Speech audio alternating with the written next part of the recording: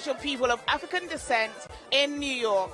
This is an award that honors influential and prominent Africans in conjunction with the UN, and they are all being honored tonight. There's 100 of them, and they're from all around the world, from Brazil, from Kenya, from Nigeria, from South Africa. A truly Pan-African event. Good evening, ladies and gentlemen. My name is Camille Olufobi, and I am privileged to be the founder of this movement. I like to call it a movement. I visited my grandfather for the first time in 1990, just before he came out of jail. And of course, they told me that I'm going to see your grandfather in jail. So I had a typical image of what jail was like. Concrete bars, a lot of, security, dogs, etc. But when I got there, I saw a beautiful house, more beautiful than the house I lived in. It had a pool. I never had a swimming pool. They had a VCR at the time. I didn't have a VCR, right? And even worse, a never-ending story. And he had a chef. It was just amazing, And that was the first time I knew, as a young person, what I wanted to do when I grew up. I told myself, when I grow up, I want to go to jail. And it's a great initiative, one that should be supported and encouraged. And what we're working on is ensuring that Africans in Africa and Africans in the diaspora work together for the glory of Africa. And there shouldn't be a disconnect. Are you excited to be here, and why? I'm really excited to be here. I'm excited, first and foremost, to connect with other individuals. And so the more I can connect with other people here, it's just going to allow us to collaborate and to do more things across the continent. And that's why I'm really here. Africa needs critical focus. Why? Why does Africa need? Because Africa needs to revamp. Right. Africa needs to come out of... Africa is going backward while the rest of the world is going forward. And it's only the young people, the kind of people that is being honored today, that are going to be able to take it to the next level, because they understand what it is to build a new society. One of the things I do believe is that people of African descent who already have crossed a certain level of threshold have a lot to offer and enhance that partnership between the people of African descent who live outside of Africa and the actual Africans. We have to reconnect on the same platform. It's almost like the Jews all coming back together. It's been a glorious evening celebrating the best of African talent and connecting the diaspora to the continent. I'm Stephanie Basari, and wish you a good evening.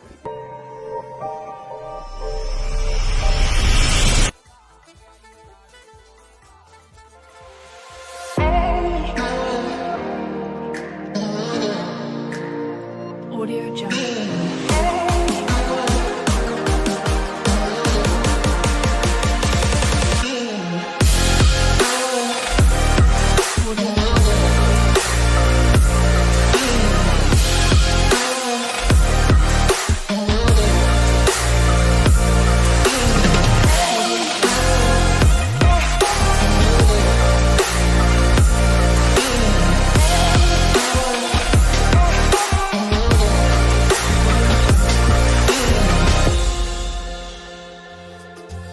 What does being a MyPad honoree for 2018, what does that mean to you?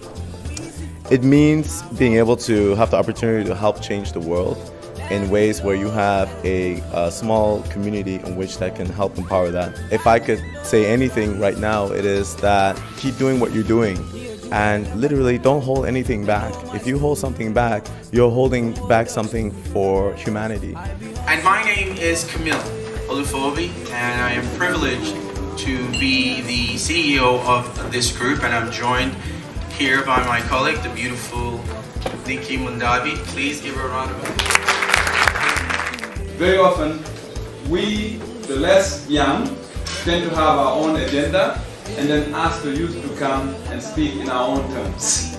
So it's refreshing to have a young leader working tirelessly to bring the youth to the fore.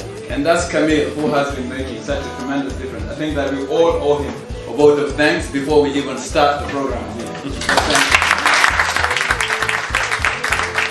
Well, for me, it has to do with this feeling of connection. So one thing that's so important is understanding that we can build a new Africa when we incorporate all of the extensions and branches of Africa which are in diaspora. My identity is that I'm from the African diaspora with a U.S. passport as an accident of a slave ship. Nobody asked my ancestors where they wanted to go. They just wound up in New Jersey. Feeling good tonight. This thing got me thanking God for life. I can't explain. She's a very sweet, very humble woman.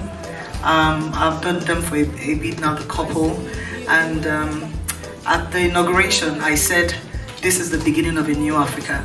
There is no woman on this planet Earth who does not want to see their husband, their brother or their father succeed. So when you empower a woman, you have empowered the whole continent. We need to now start having African first ladies, not just first ladies. But we need to have African first ladies that believe in the vision of African development. We need to have African first ladies that think beyond the glamour of just the siren and the security around them. Because the greatest advisor to a president is their wives. Got me thanking God for life. Oh, I can't explain. I can't explain. Yeah. Are you feeling good tonight?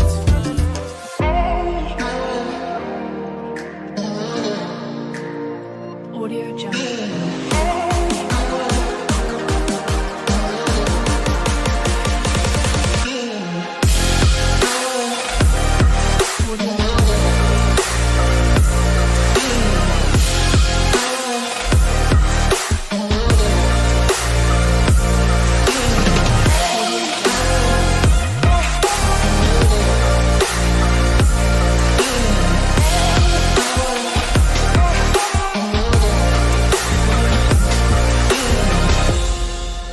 Africa, not only known for its beautiful destinations, it is the birthplace of champions, the motherland of achievers. From all over Africa and the diaspora, people of African descent have kept records of high achievement in important sectors of human life. In the spirit of recognition, we celebrate the most influential people of African descent under 40. The 2019 MyPad Global List unveils outstanding young individuals representing 30 African countries and 20 non-African countries who have excelled in one of the 4 categories of politics and governance, business and entrepreneurship, media and culture, religious and humanitarian endeavors. Among these are politics and governance, Savant Merrick, Governor of Ithaca, New York's first African-American mayor, one of the youngest mayors in US history. Paula Mourinho, first Afro-Colombian woman to hold a cabinet-level ministry in Colombia. Magdala Cooper, running for Liberia 2019 presidential elections. Meet business titans and investment moguls. Margaret Anadu, MD Urban Investment Group, Goldman Sachs, USA. Minouche Abdel Megaid, MD Union Capital, Egypt. Alpha Demelash, CEO Rising Tide Capital and New Tide Inc., USA. Ashish J. Takar, founder Mara Group and co-founder Atlas Mara. Jason Towns, managing partner Groundwork Ventures, USA. And Bumi Akinyemuju, CEO Venture Garden Group, Lagos, Nigeria. Also changing the narrative of Africa and its diaspora in media and entertainment are Chidamanda Ngozi Adichie, Beyonce, Wizkid, Trevor Noah, Nate Parker, Yaa Gyasi, Chiwetel Ejiofor, LeBron James, Halima Aden, Paul Pogba, Kevin Hart, Rihanna, amongst many. And then great humanitarians, Akon and Theo Niang, Senegal, Isabel Mamoudou, Spain, Jesse Williams, and a host of many others. The most influential people of African descent identifies and honors 200 meritorious men and women, 100 of these inside Africa and 100 more in the diaspora. The MyPad list shall run through to the year of 2024 in support of the 2015 to 2024 UN International Decade of People of African Descent. Join us as we honor these icons of excellence. From inception, our vision statement is a world driven by excellence. Together, we can make Africa great again. Yes, we can.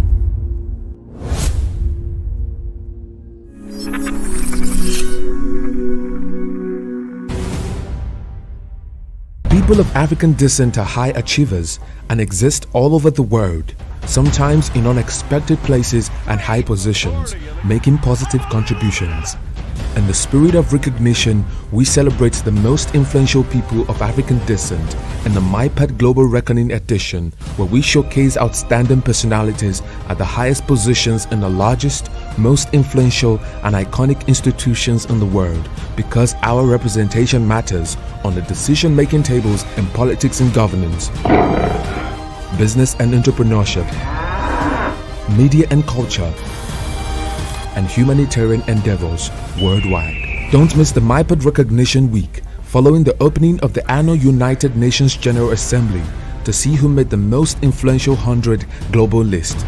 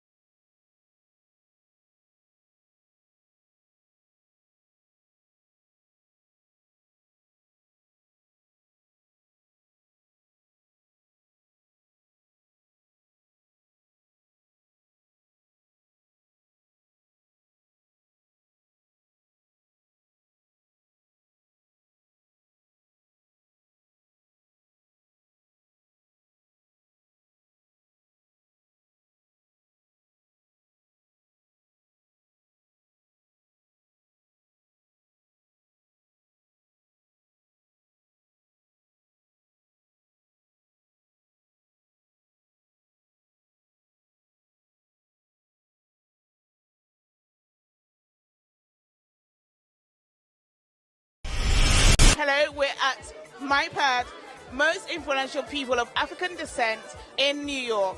This is an award that honors influential and prominent Africans in conjunction with the UN, and they are all being honored tonight. There's 100 of them, and they're from all around the world, from Brazil, from Kenya, from Nigeria, from South Africa. A truly Pan-African event.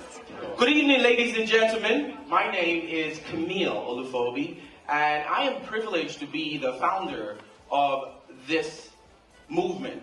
I like to call it a movement. I visited my grandfather for the first time in 1990, just before he came out of jail. And of course, they told me that I'm going to see your grandfather in jail. So I had a typical image of what jail was like. Concrete bars, a lot of, security, dogs, etc. But when I got there, I saw a beautiful house, more beautiful than the house I lived in. It had a pool. I never had a swimming pool. They had a VCR at the time. I didn't have a VCR, right? And we even watched the Never-Ending Story. And he had a chef. It was just amazing, And that was the first time I knew, as a young person, what I wanted to do when I grew up. I told myself, when I grow up, I want to go to jail. And it's a great initiative, one that should be supported and encouraged. And what we're working on is ensuring that Africans in Africa and Africans in the diaspora work together for the glory of Africa. And there shouldn't be a disconnect. Are you excited to be here, and why? I'm really excited to be here. I'm excited, first and foremost, to connect with other individuals. And so the more I can connect with other people here, it's just going to allow us to collaborate and to do more things.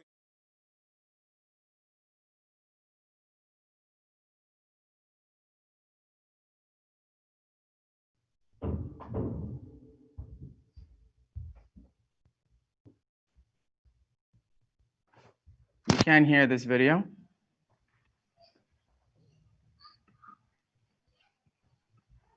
Can everybody hear this video? No.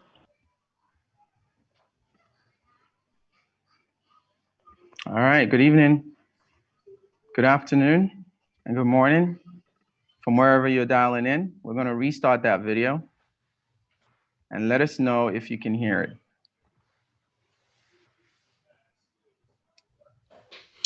Greetings, All everyone right, from good. all over the world. My name is Tokwe Essa. I am the COO of MyPad and the executive producer for tonight's event. I want to personally welcome you to the 2020 MyPad recognition ceremony.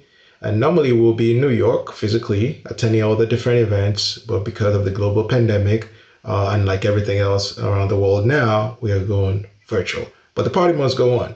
And speaking about party, don't forget to stick around after the ceremony for the after party that promises to be a whole lot of fun. And without further ado, I'd like to introduce you to your host for tonight, Miss Priscilla Kanko and Mr. Lloyd Randall.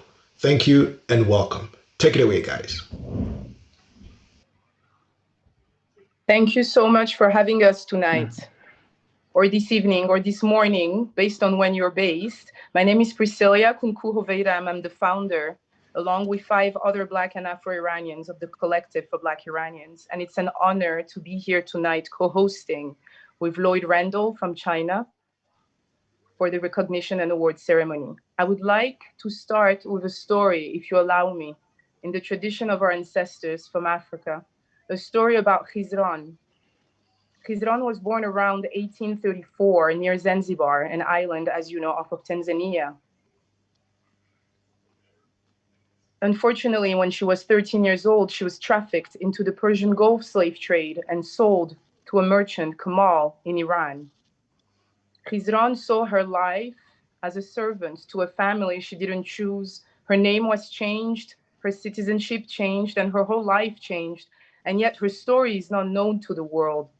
The existence of Afro-Iranians and Black Iranians is not known to other fellow Africans or other fellow Black individuals from across the diaspora. And this is why we're here tonight, to let you know that the diaspora is far beyond your imagination. All the way in Iran, I could speak with you right now in Farsi and greet you. At the same time, I can connect with you through my Blackness and my African identity. We're at the intersection of all these ancient civilizations, and it is an honor for me to be able to share it with you and also listen to your journeys and your lessons and grow from it, hopefully.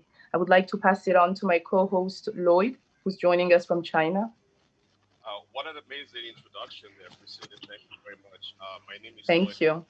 Could you speak up? We can't hear you quite well. Hey, Lloyd. Can you hear me now? Maybe a little louder. There you are. Can you guys hear me now? Yes, you're all the way from Beijing. We can hear you. Yes. My name is Lloyd Randall. I'm based out here in Beijing. What an introduction by my sister Priscilla. She made some very good points there just to show you how diverse this community is.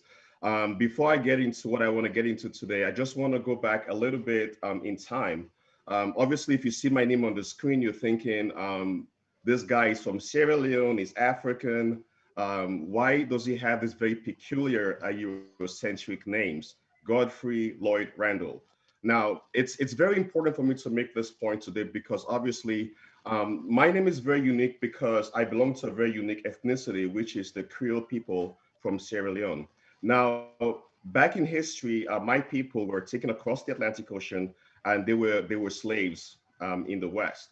So after the abolition of the slave trade, some African people, some came back to the UK, some went back to Sierra Leone, some went to Liberia. So my people came back from there to Sierra Leone, and which is why I have these very unique names as in Lloyd Randall. So that shows you I'm connected to my brothers in the Caribbean, my brothers in my African-American brothers, my brothers in the UK, because we share this very common history. Now, Recognition Week is very important because it shows as Black people were making strides around the world, when in different areas, like Priscilla says, she's out there in Iran. I'll give a very brief synopsis of what I'm doing here in China.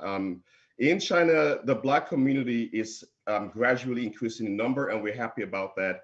I'm always trying to be involved and engage in the community. I've been very fortunate enough to do documentaries in China. I'm always around Black events in China. Wherever there's a Black event, Lloyd Randall is there to make sure I support, because at the end of the day, we can only support each other. I was able to do a few documentaries here, and during the COVID-19, when things were really bad, I was doing a program sensitizing people out there in Africa so they can stay safe and be healthy. The most important thing is we have to remember that as Black people of African descent, we need to come together and build this unity because together we can help each other. When we are united, that's where we are at our strongest. And I believe that what we've learned in the last 2 days in all the sessions we've had, I think has been a very beautiful thing. I myself did things I had no idea about, but I've learned so much over the period of time. So many powerful speakers, great speakers, people that pass on knowledge. And this has really put me in a very good stead. So I'm so privileged and honored today to be one of your co-hosts as we have a recognition and award ceremony. I'm looking forward to it.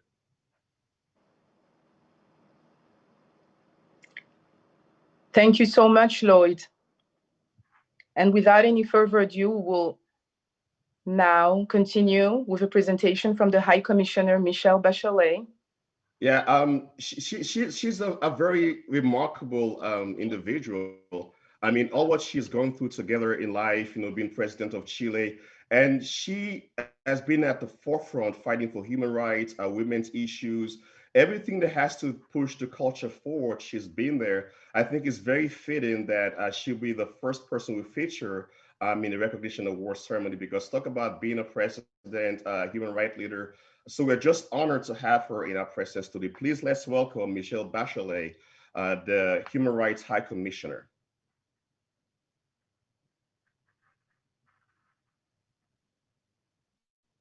Distinguished guests and friends, I am pleased to join you today at the opening of the most influential 100 Recognition Week organized by MIPAD. First of all, congratulations to the latest group of MIPAD honorees organized by MIPAD. Recognized for the contributions to society. Congratulations to the latest group of MIPAD honorees are young activists who are being recognized for the contributions to society in diverse fields.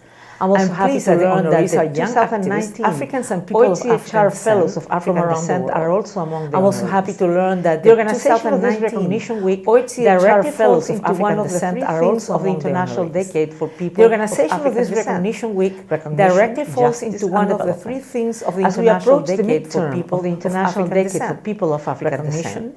We will need to do much more to build upon achievements of the International Decade for People of African Descent. For social impact. We will need to do global network of influencers such as yourself is much collective mobilization for social impact. The global anti-racist led by a global network of influencers such as yourself that communities must be able to stand up against the global anti-racism protests this year have made it clear shaping that communities must be able to stand up against racism and racial discrimination. Through this message, participate in shaping decisions that affect them and be able to air of the international decade within your respective countries and communities. All of you to among other issues, the program of activities of the International Decade for People within your respective countries and communities. Calls for awareness among other issues, the program of activities of the International Decade for People of African Descent.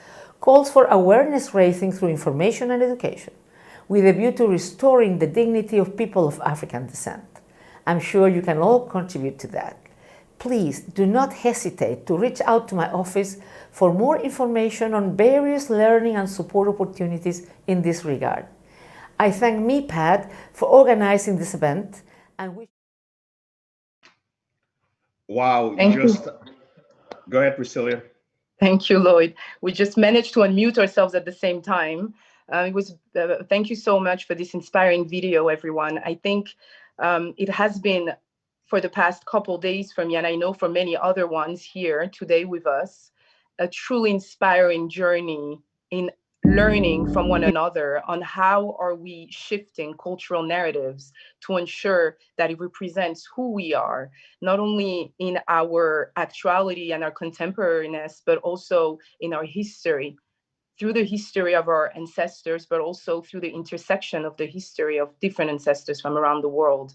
And it is an honor for me to introduce you tonight to Yonita Ju, the Chief Diversity and Inclusion Officer at CNN. Thank you very much, who will be our guest speaker, also the Senior Vice President and Chief Diversity and Inclusion Officer for Warner Media News and Sport, that is a parent company of CNN. Thank you so much, Yonita, for being with us tonight. It's an honor to introduce you to everyone and have you share some of your incredible work with us.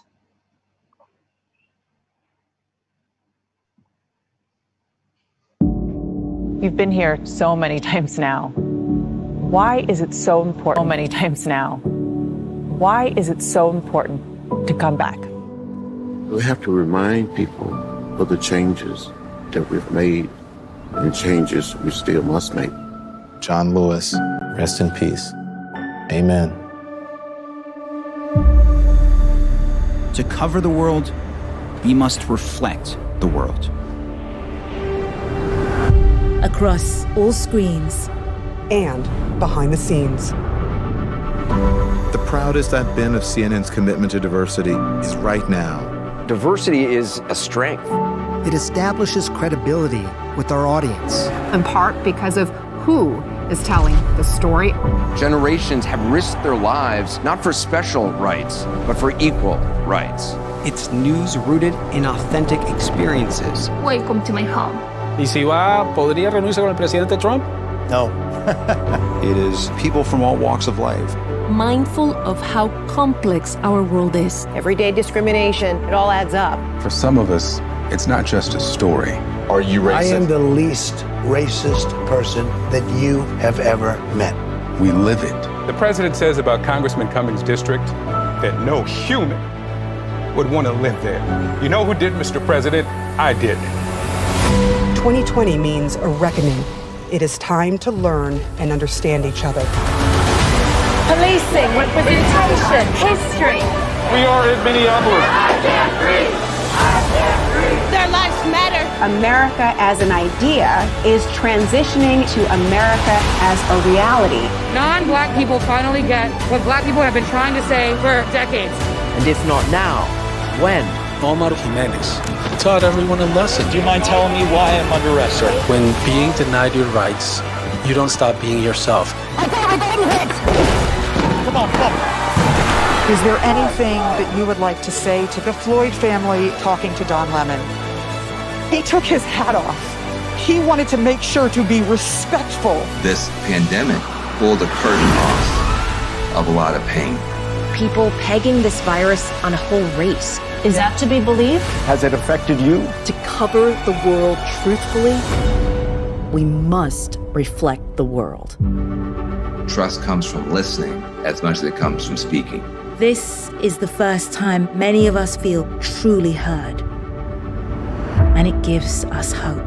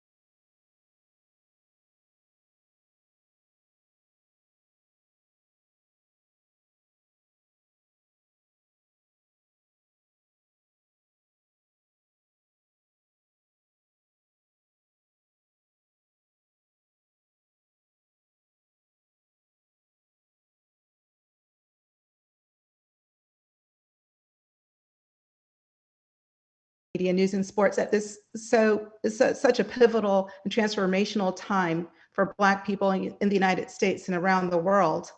You know, many people are asking whether we are in the midst of a moment or a movement in this struggle for social justice. And in the aftermath of the killing of George Floyd in May, and of so many people before and after him at the hands of law enforcement, I wrote a note to our employees acknowledging that many of us might not be in a good headspace or soul space. I acknowledged that our souls felt broken, just as the soul of our country felt broken. But I said, we're not helpless. We're not helpless because we can use the power of our voices and our platforms to tell these stories. Ida B. Wells was an early leader of the civil rights movement and an investigative journalist and a role model of mine. And she once said, The way to right wrongs is to shine the light of truth upon them. So I want to take a moment for us to look back so we can understand how the media has always played that crucial role in advancing social justice. Because if you think about it, the news media, particularly television news, came of age during the civil rights movement of the United States. There's a Pulitzer Prize winning journalist who wrote the book Make No Law, and he said during that time, and I'll read this quote, "The belief by civil rights leaders that nonviolent resistance could overthrow white supremacy was premised on the existence of an audience, the American public, whose conscience could be aroused and outraged. And that belief in turn depended on a press that would tell the story." And so the news media rose to the occasion time and time again, rousing America's conscience and spurring it to action by covering seminal events like the Montgomery bus boycott stemming from Rosa Parks' refusal in 1955 to give up her seat, the student sit-in movement of 1960 that started in Greensboro and spread across the South, led by all of these young foot soldiers, the 1963 March on Washington, and the subsequent bombing of the 16th Street Baptist Church that killed those 4 little girls, and that 1965 march from Selma to Montgomery that turned into Bloody Sunday, where people were battered and bruised, like the late Representative John Lewis, who we just lost. But those images in the media coverage led to great change, like the Civil Rights Act of 1964, like the Voting Rights Act of 1965. And because we had the First Amendment and the protections of the First Amendment, the media was able to tell those stories of the foot soldiers. Now, my mother was one of those foot soldiers, Patricia Stevens, in Tallahassee, Florida. She was the first jailin of the nation, simply because she was sitting down at a Woolworth's lunch counter, quietly reading a book. She was arrested for riotous conduct. So when she was convicted, she and my aunt, Priscilla Stevens, and 6 others, instead of agreeing to pay that fine, they decided to stay in jail. They were not going to fund segregation. And so she led that first jail-in of the nation, heeding Dr. King's call to fill the jail to win our civil rights. And you know what they did as soon as they were released? The first thing they did, they went on a speaking tour across the nation. And my mom said this in her book, Freedom in the Family. She saw herself as a storyteller and as a witness to injustice. She knew she wasn't only telling the story to the people who came to the events to hear her speak. She was telling it to the countless others who would read or see it in the press. And my dad, by the way, was one of those people who saw her picture in the press and was so motivated to join the freedom movement that was going on in Florida that he's had now 6 decades worth of activism as a freedom lawyer. But let's be clear, it wasn't just the American public whose conscience was awakened. People all over the world responded to what they were seeing in the South. And many, as you know, many African liberation movements were inspired by what was going on in the United States, just as US civil rights leaders and students were inspired by the African liberation movements before them. And Stephanie Busari, who is our supervising producer for CNN Africa, and I know is one of our presenters today, produced a very powerful video commentary about how we are all united in the Black struggle, no matter if we live in countries where we're the so-called minority or if we are the majority. It was the power of the media that prompted Stephanie's conversation with her 9-year-old daughter in Nigeria and made her realize that the burden of oppression and racism and microaggressions reach all of us all around the globe. So we see today why it's more important than ever, right, for the media and companies who own them to give voice to social justice, tell stories that matter, and hold government accountable. And just so you know, in the aftermath of George Floyd's death, the CEO and chairman of AT&T at the time, Randall Stephenson, published a mandate for equitable justice, an open letter to federal, state, and local officials stating that we have failed in our mandate to establish equal justice for Black Americans. Now, Mr. Stephenson was known as one of the most outspoken corporate leaders around Black Lives Matter, even before this current awakening, because in 2016, he had the courage And it sounds strange to say you had to have courage to do this, but as a corporate leader in America, he had the courage at an employee conference to declare Black Lives Matter and tolerance is for cowards. He recognized that it's tolerance and inaction that keeps prejudice and resentment alive and hidden behind this curtain of civility. And in that current mandate for equitable justice, he and AT&T are demonstrating a commitment to try to get support across party lines with police unions, with civil rights groups and other social justice organizations around data transparency about police misconduct, around banning chokeholds, around looking at laws that are protecting law enforcement from being held accountable for their misconduct. And you know, our current CEO of AT&T is on the board that was formed by Randall Stephenson called a Business Roundtable, where the largest CEOs are convening to advance racial equity and justice, and their committees relating to police reform and workforce reentry efforts. And at Warner Media, when John Stankey was the inaugural CEO, he shepherded the first entertainment industry diversity and inclusion production policy, which makes a difference on what we see on air and who is producing the content that we all consume. He's also constituted a powerhouse team of diversity and inclusion expertise led by Christy Halbegger as the Chief Enterprise Inclusion Officer. And they've helped lead our company through this time of racial reckoning. Now, I also want to mention my co-honoree, Pascal Descharoux, who is Warner Media CFO, because it's leaders like him who have been champions for diversity and inclusion, who have been those role models, who've had their seats at the table, who have made a huge difference. And just so you know, AT&T has consistently been ranked amongst the top companies for diversity and inclusion and was #1 on the Diversity Inc. list last year. It's because of efforts like Corey Anthony, AT&T's SVP and Chief Diversity and Development Officer, and another co-honoree, David Huntley, was AT&T's Senior Executive Vice President and Chief Compliance Officer, that AT&T has been able to have such a comprehensive and aggressive approach to advancing social justice. Representation matters, as we say. And listen, content is one of AT&T's pillars of diversity and inclusion. And even though CNN and Warner Media News and Sports are new to the company, we have been living that mission for decades. And as you saw in that prior video, our mission says this is our story. It's our story. Across all screens and behind the scenes, we will develop our people and use our diverse voices to strengthen our content, grow our business, and connect to our evolving audiences and to each other, because we are Warner Media News and Sports.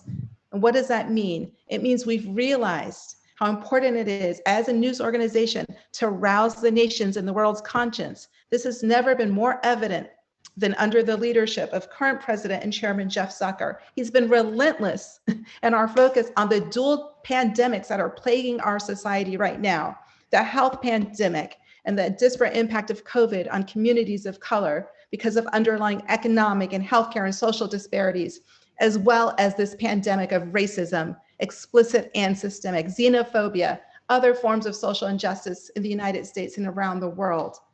This is so important. It's not only coverage that stories we're gonna cover once in a while, it's stories that we have an ongoing commitment to. And part of the story of the social justice movement is how the sports world, from players to leagues to employees within those organizations and the sports media companies like ours that cover them, how they've galvanized to not only try to change society, but to change corporate America as well.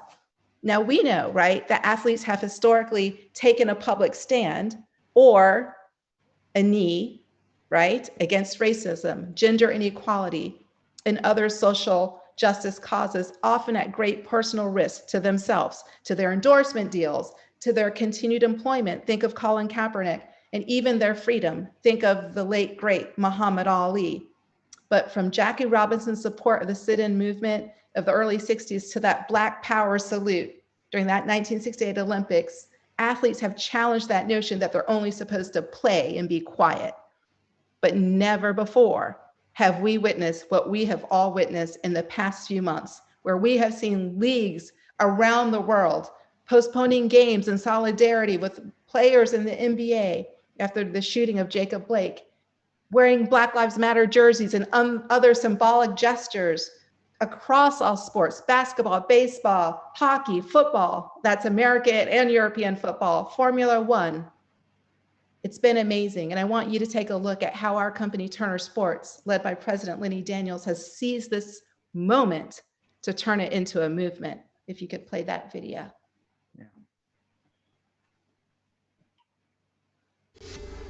When you take a stand, you can't stand still. When you take a stand, you can't stand still.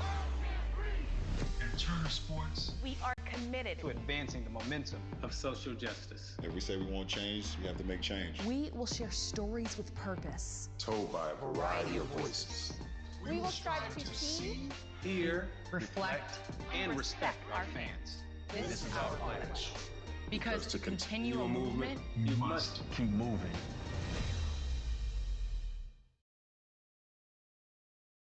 Matters.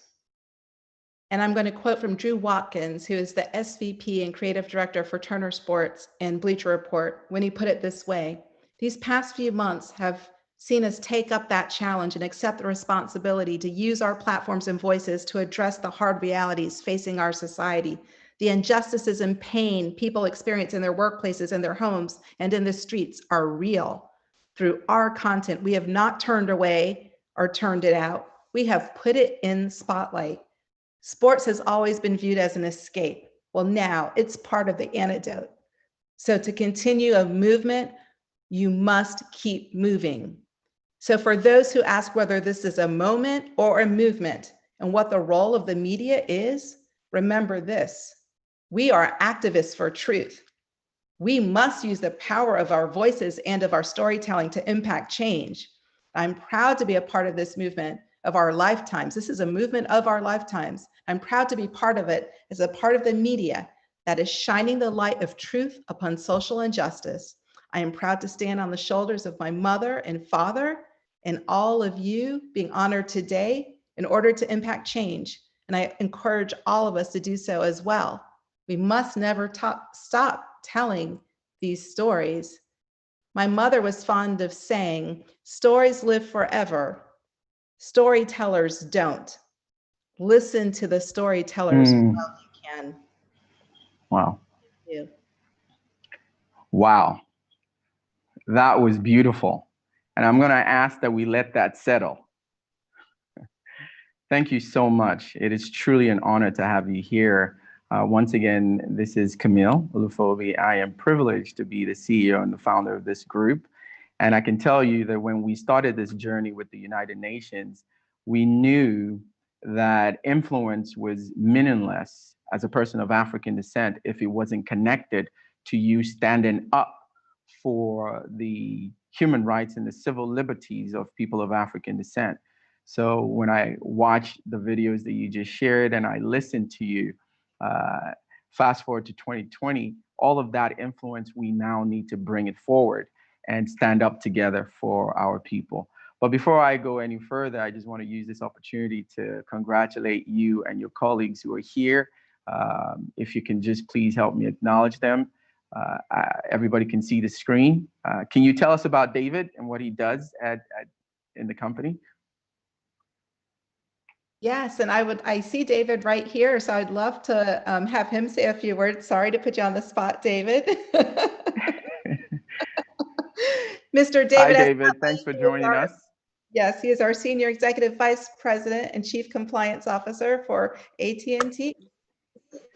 You're very welcome, sir.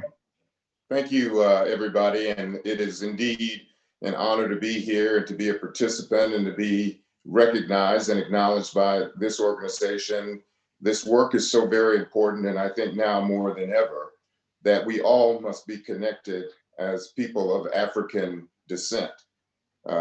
No matter what it is we do, where we do it, and how we do it, we must maintain that connectivity. I happen to be responsible for making sure that our company, AT&T, complies with all the rules, regulations, and laws wherever we do business. And in addition to that, I have responsibility for privacy. But the point is, I sit at the table. I sit at the table with our CEO, and his direct reports. And it is at this table that I must continue to use my voice for people of African descent. And you can rest assured that I will do that. Truly, truly privileged to have you here, David. Thank you for that. Just short and powerful words. And I must confess that we have been a group working with the United Nations about the International Decade for People of African Descent. I'm going to launch a poll right now just to ask, did you even know that the United Nations declared the years 2015 till 2024 as the International Decade for People of African Descent? This is something many people didn't know, which is why we exist, is to, support the UN and the global community to know that this decade exists and to leverage that platform to address this issue from a global perspective. And in the last couple of years, our list is really focused on the under 40, so the young in the future, to get them involved in this fight. Now, 2020 changed all of that, which is why we call this edition the Global Reckoning Edition, where the theme is representation matters. So we took it upon ourselves to kind of bring a visual representation to why we're marching. So we decided to take a look at the largest, most iconic and most influential institutions in the world to see where we're present. And I must tell you, our findings is how we found you, by the way. So I want to have a moment to talk to Jonita for a second. You were one of hundreds of chief diversity officers that we actually sent that email. I just wanted to talk to you just really quickly. What was it like when you got that email from us, this group working with the United Nations Human Rights Office, looking at representation in major corporations around the world? What triggered in your mind?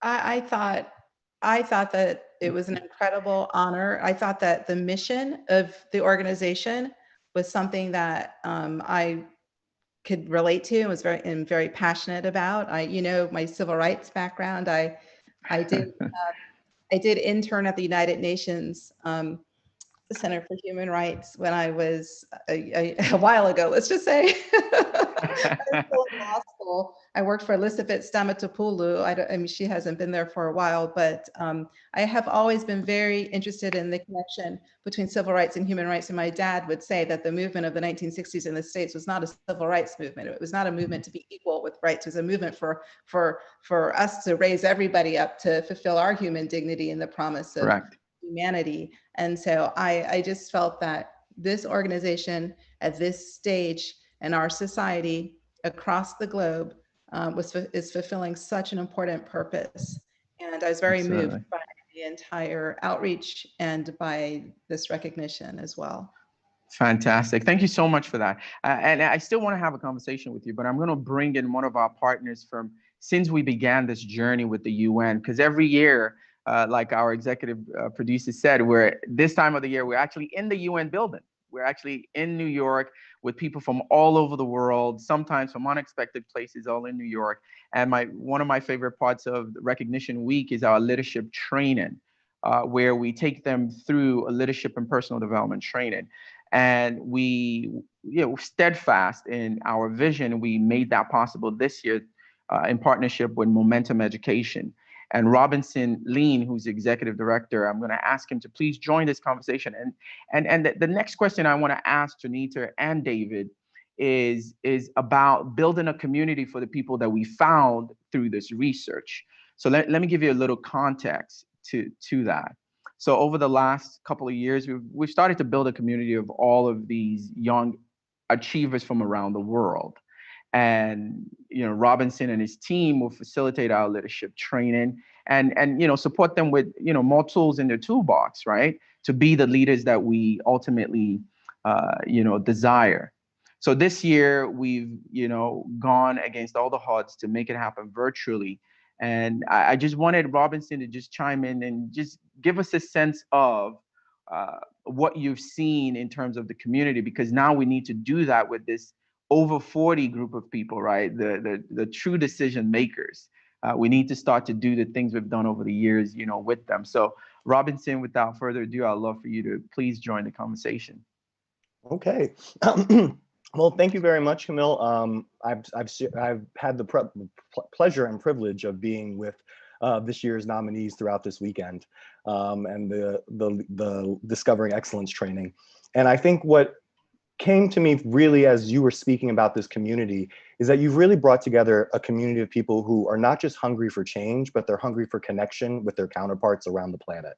And I think for so many of them, they're consistently in leadership positions where there's a certain level of loneliness that can be occurring.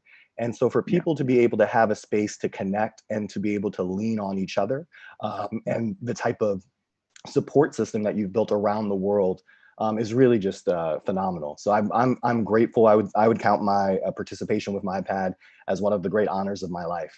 And so just grateful to be included in any way, shape, or form. All right, so now let's take that conversation to David and Junita and all of the people we're welcoming into the global network in terms of building a community. David and Junita, one of the things, you've had the privilege of looking at the list, Junita, is that right? Yeah. You've seen the people on the list. And you know, when you are at the levels where you and David are very high up, the isolation is real. And one of the hopes that we have with this list is that you start to look at it and start realizing that you're not alone globally. And one of the things, David and Junita, that MyPad does is that we connect people of African descent in the diaspora with their counterparts inside Africa. So when you look at this list, you find people, your counterparts, some of the wealthiest and the most accomplished Africans on the continent are paired with you in the diaspora. So let's have a conversation with you, you know, in terms of supporting you reduce that isolation, and where do you see us going in building a community of this group of people so that we can consolidate our voice so it's stronger and it's more effective. So I'd love to hear from you. I think that this aspect of your mission is critical. As you said, there are people all over, not just the United States, but countries all over the world in leadership. Often underrepresented, but things are improving with time. Yet having that extra support system where you can expand your mindsets is really important because, you know, as you mentioned, Camille, it seems as if you were researching diversity and inclusion officers potentially around the world. I don't know if you're focused on the US or not, but, you know.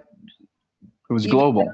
Yeah, it was global. And even though experiences are very different because of, you know, the various cultures or countries that you live in, there is a connection. There's a connection and there's an overlap of priorities and an overlap, honestly, of challenges, right? And so I think it's, as I said, I think it's critical to establish this kind of network where we can all learn from each other, understand best practices, more importantly, just be a support system for each other and cheerleaders for each other. I think that's really important. And for those of us who are involved in global organizations, it's important even to sort of expand our networks for our businesses. Absolutely. Did David get a chance to actually look at the at the publication? I did. I wanted to get a sense. Do you know some of the people on that list? I did, and I think it's critical that we reach out to one another, especially in these times. And I will tell you this: you have but to look at the article that appeared in the New York Times. My brother sent it to me to make sure. I have a brother who's 10 years older. He is my check because it can become very lonely in these positions that we sit in. But he is my he keeps it real with me. And so he sent me this article, and it's of the brother who was the head of Credit Suisse. If you saw that article, yes, we saw that. It was a very powerful article, but it illustrates what we go through in these quote unquote lofty positions. And so at every turn, I think it's incumbent upon us to reach out, but also to have others reach out to you. We have a tendency to not take help. We have a tendency to always say, you know what, everybody else, they achieved what they achieved, and I have to achieve what I have to achieve on my own. Let me just say, our white counterparts don't do it that way, and we shouldn't either. now more than ever, we should come together. We should be much more supportive, sometimes just to check in with folks who are in positions. And I just have to call out my fellow awardee, and that is Pascal, who's also, I think, on this call. And I have to tell you, he is one of the sharpest brothers and minds that I know in the financial world. And I just, again, it's that kind of community that we have to continue to support. Again, is Pascal here? It'll be good to hear from him. He was one of the people we reached out to too. Pascal, are you here? It'll be good to hear from you, sir.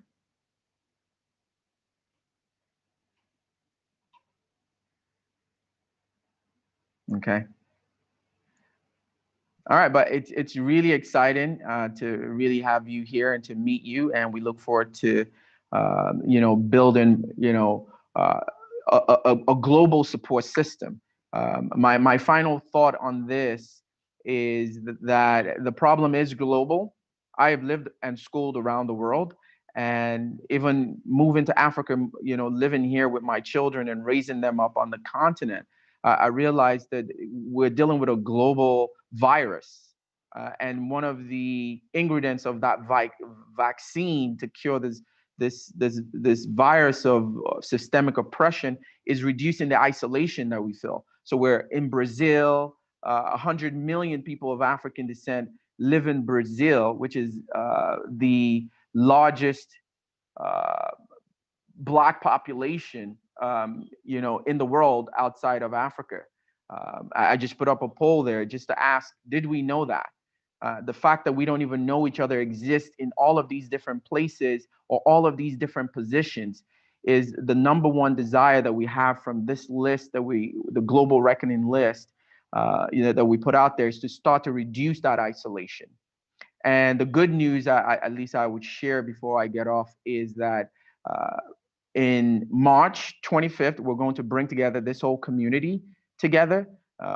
And everybody that's on this list, we are going to start to reach out officially and get you involved and organize a recognition week as part of our 4th anniversary of March 25th, which is a UN International Day for the victims of the transatlantic slave trade. So it's a very monumental time of the year for us for the UN and also for us in MyPAT. So I look forward to everyone we have honored and recognized this year to start that journey to build that community.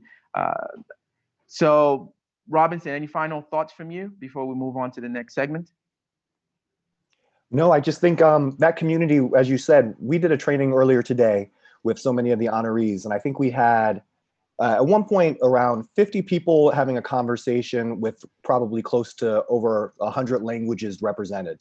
And what was so beautiful was that we were able to see all the things that make us unique and all the things that have us still be connected. And so I think this is an organization that really celebrates what makes us unique, but also reminds us of what authentically keeps us connected. Robinson, is it possible for us to just hear from some of those honorees that you spent the weekend with through the leadership training? Because I want the new community that we're inviting into the group, Janita, David, Pascal, our seniors, to get a sense of what we've been doing with that. So you spent the weekend on our leadership and personal development training. Is there anyone here you want to, there was something remarkable about this class. Do you want to share that? We have 5 more minutes, but go ahead. I think Leslie Butterfly Soul, one of our facilitators, I think he would be ready to share about the experience and also to ask anyone else to share about their experience as well. And I believe he's present.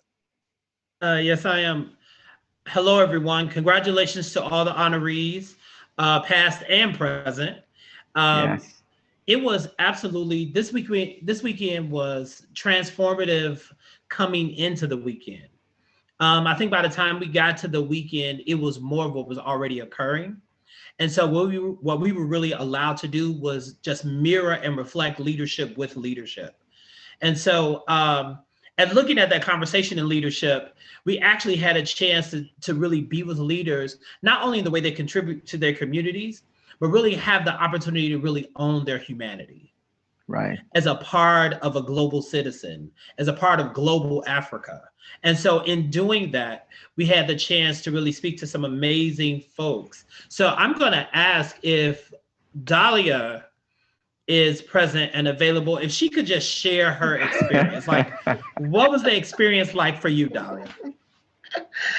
Hello, everyone. So tell us where you're calling in on from. The spot. So hello, everyone. This is Dahlia. I come from the Commonwealth of Dominica, and I'm based in Beijing. And I have to say that this China in the building. weekend has been just amazing, amazing, amazing. I learned so much from your team at Momentum and also from my fellow honorees. When I came in, the key thing that was behind my mind was learning.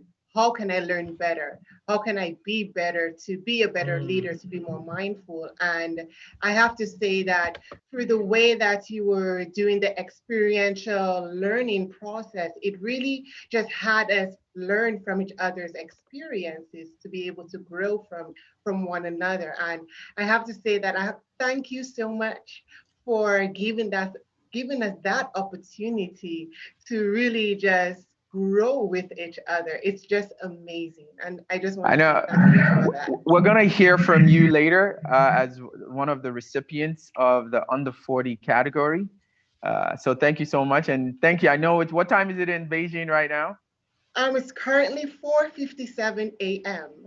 Oh, wow. Wow. And our host, so I want you to picture this. So we have our host. If you noticed, our host for today's event is an Afro-Iranian and a person of African descent who lives and works in China. So this is the breadth and width of the global African diaspora. If you think you know the African diaspora, please visit our YouTube channel so you can see unexpected, familiar faces in unexpected places. We have our country director from Brazil, Nina Silvia, if you can wave your hand. She's here. She's leading the Black Money movement in Brazil. So it is truly incredible. Jonita, we can go around the world just in this room. And we truly, want to give the final word to you before we move into the presentation of the awards, to you, David, and any of the seniors who are here, just to tell us, where do you see us together going forward as a collective? So the young generation and you who are on the decision-making tables, how can we support you? David, how can we support you? What can we do? We're young, we're energetic, we're ready to go.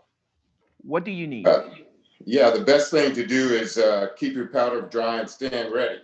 There was a CEO this past week that said, or week or so, that said he didn't know any talented Black folks. I can't believe a sitting CEO would ever say anything like that. That's Wells Fargo.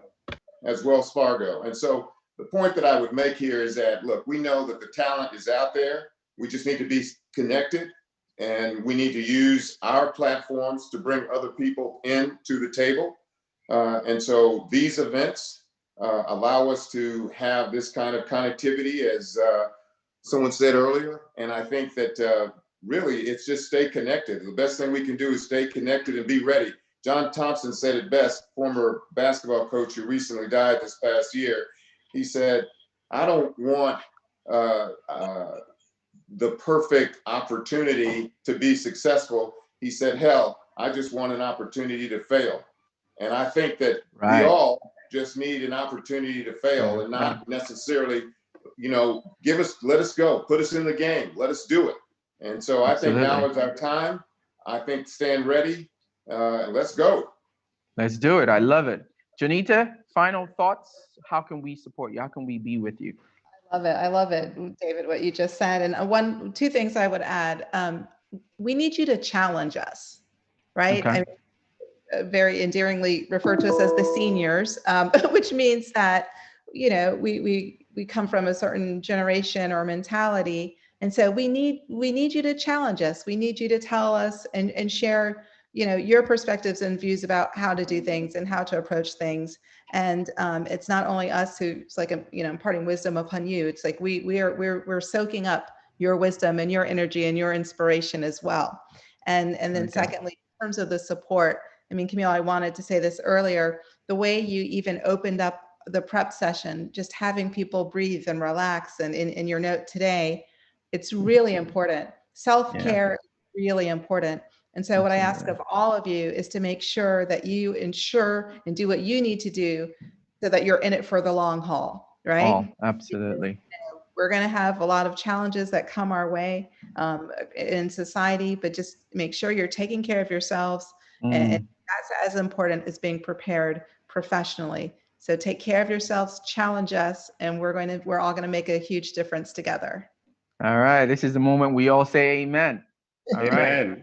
You took us to church. Thank you so much. Truly, truly an honor to have you all here, and to the team as well, to the research team. Jonathan, I see you, Shegun, all of our team just putting in the work to find and scout the world for the best and the brightest of our people. And we look forward to building that community with you. So thank you so much. Truly grateful. So let me just get our COO just to say a very important word. What he would tell you is that when the world is ready to be intentional about diversity, we, MyPad, we're here to support you, because the talent, David, the talent does exist. We know that for a fact. So thank you so much. Software, I want you to just, I know that's your desire for when the world sees the list and the work that we're doing, is that we're here to support, institutions and corporations to fill those roles so that representation matters. No more oppression by omission. Right. Yeah. Right? So thank you very much, Camille. I think, and thank you so much, Janita and David as well. I think amazing encouragement.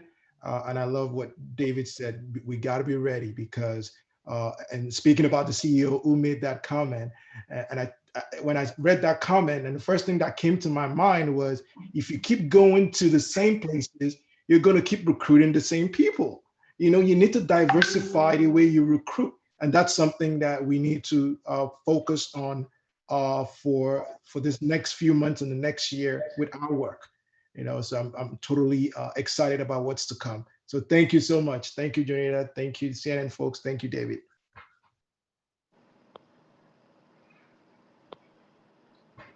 So move us on to the next segment. So the next is the presentation of awards. Okay. All right. Camille, you're muted. You need to unmute. Oh, I am? Okay. No, you're on mute. We can hear you. I can hear. Oh, you can hear me? Okay, good. Mm-hmm. All right, so Tucker, tell us, just on the top of the note, the next is for us to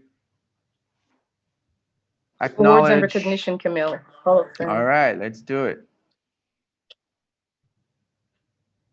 Okay, so tonight I wanted to begin by acknowledging that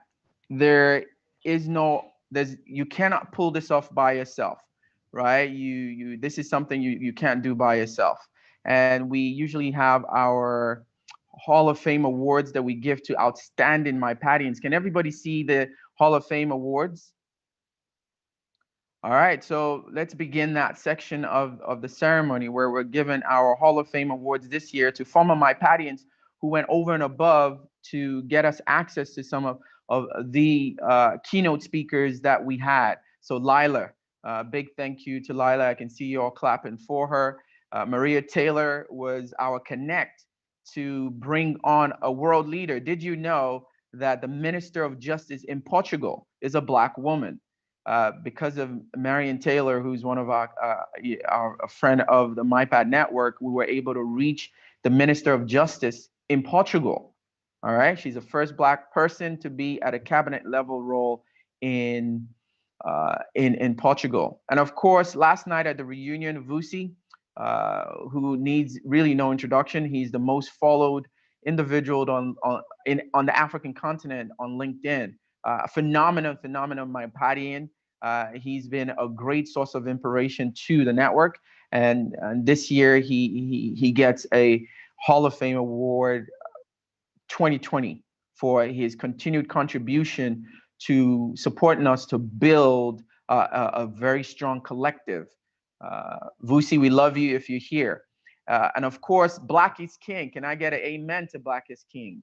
Beyonce has been an honoree in the past, but this year we had to acknowledge the Beyonce, the cast, the directors, and the artists that were all featured in Black is King.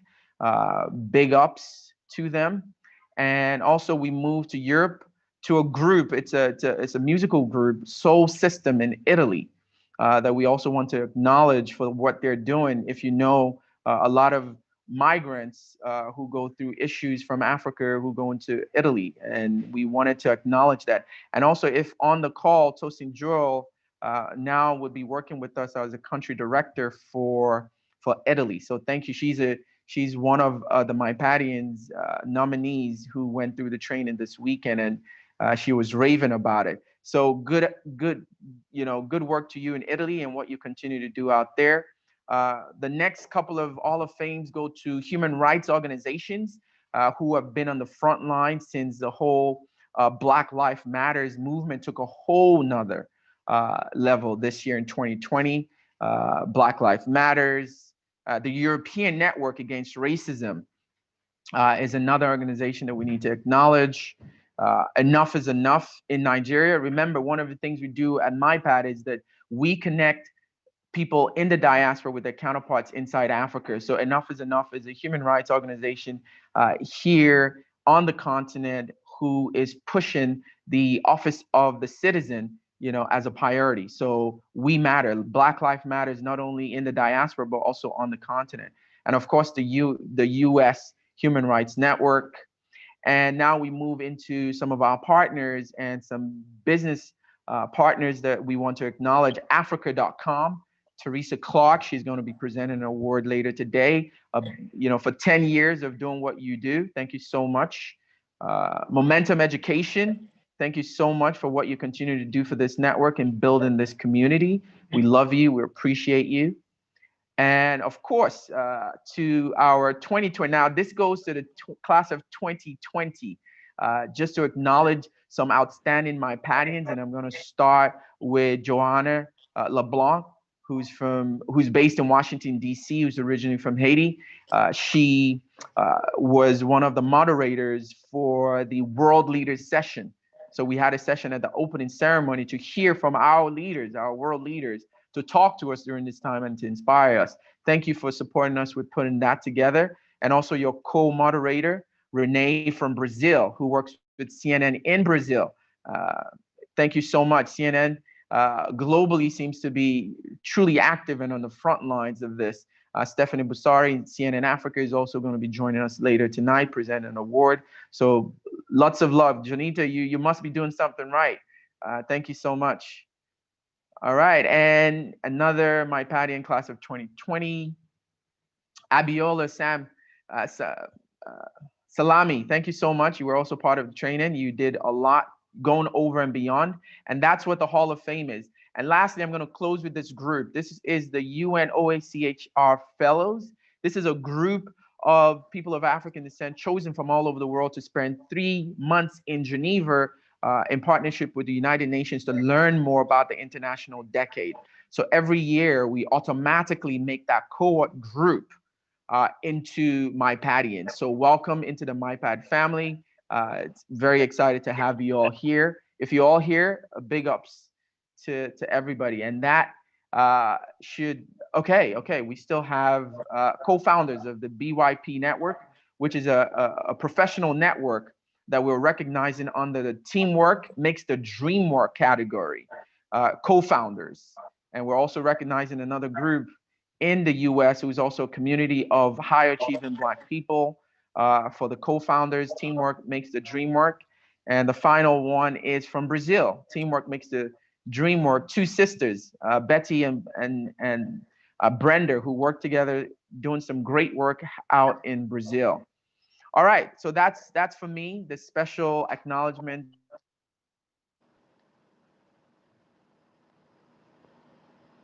Thank you so much, Camille. Thank you so much. Can you all hear us? Perfect. Thank you so much for all the inspiration from CNN to China to everywhere in the world. In the words of Chinua Achebe, until the lions have their own historians, the history of the hunt will always glorify the hunter. And I think I thought about that quote and that proverb in the last 3 days, at least 100 million times, listening to every single one of you, and how powerful it is to see how we're all individually and collectively writing our existence into reality. So we will now move to the next segment of Global Reckoning, and it is an honor for me to introduce you to Kojo Annan, who will present the Global Politics and Governance Award. Kojo Annan is an entrepreneur investor who is also the son of the late Kofi Annan. Kojo Annan, if you're around, please, on to you. Yeah, Kojo, are you on? I saw him earlier. Yes, he is. I did as well. Can you hear me? Yes, we can. You. Good. Is the video on? Sorry. No, we can. Okay, now we see you. Can you see? Okay, sorry. Yeah, so thank you very much for having me on. My name is Kojo Annan. Like I said, I'm from Ghana and also from Nigeria. I'm a global advisor to MyPad, an entrepreneur and investor. It's a great honor to be introducing this incredible list of achievers. I think as the leaders in global politics and governance, I think they lay the foundation on which all the other panels can thrive to their full potential. I just want to say it was really inspiring listening to all the other speakers and to see MyPad growing and growing from strength to strength, and to see the global Africans coming together in such a forceful way. Thank you, Camille. And here are the honorees. Thank you very much. Now, this year, as we mentioned, we looked at the largest, most iconic, most influential institutions in the world in the 4 MyPad categories.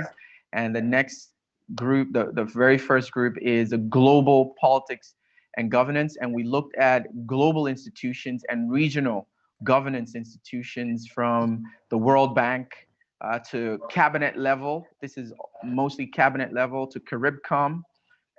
In Colombia, we have 2 ministers who are at cabinet level. The Vice President of Costa Rica, who spoke to us on Friday at the opening ceremony. We looked inside Africa at a Nobel Prize winner. We looked at FIFA. We looked at the United Nations, of course. And if you follow what's going on at the UN, we have 2 UN permanent reps from Nigeria and South Africa who are at the highest levels of the UN system. Ambassador Tijani was with us last year at the UN. He was the president of the 74th UN General Assembly. Ambassador Jerry, who I met in New York, is sitting on the Security Council, which is a big deal. And of course, the second most important person at the UN is Amina Mohammed, who's also of African descent.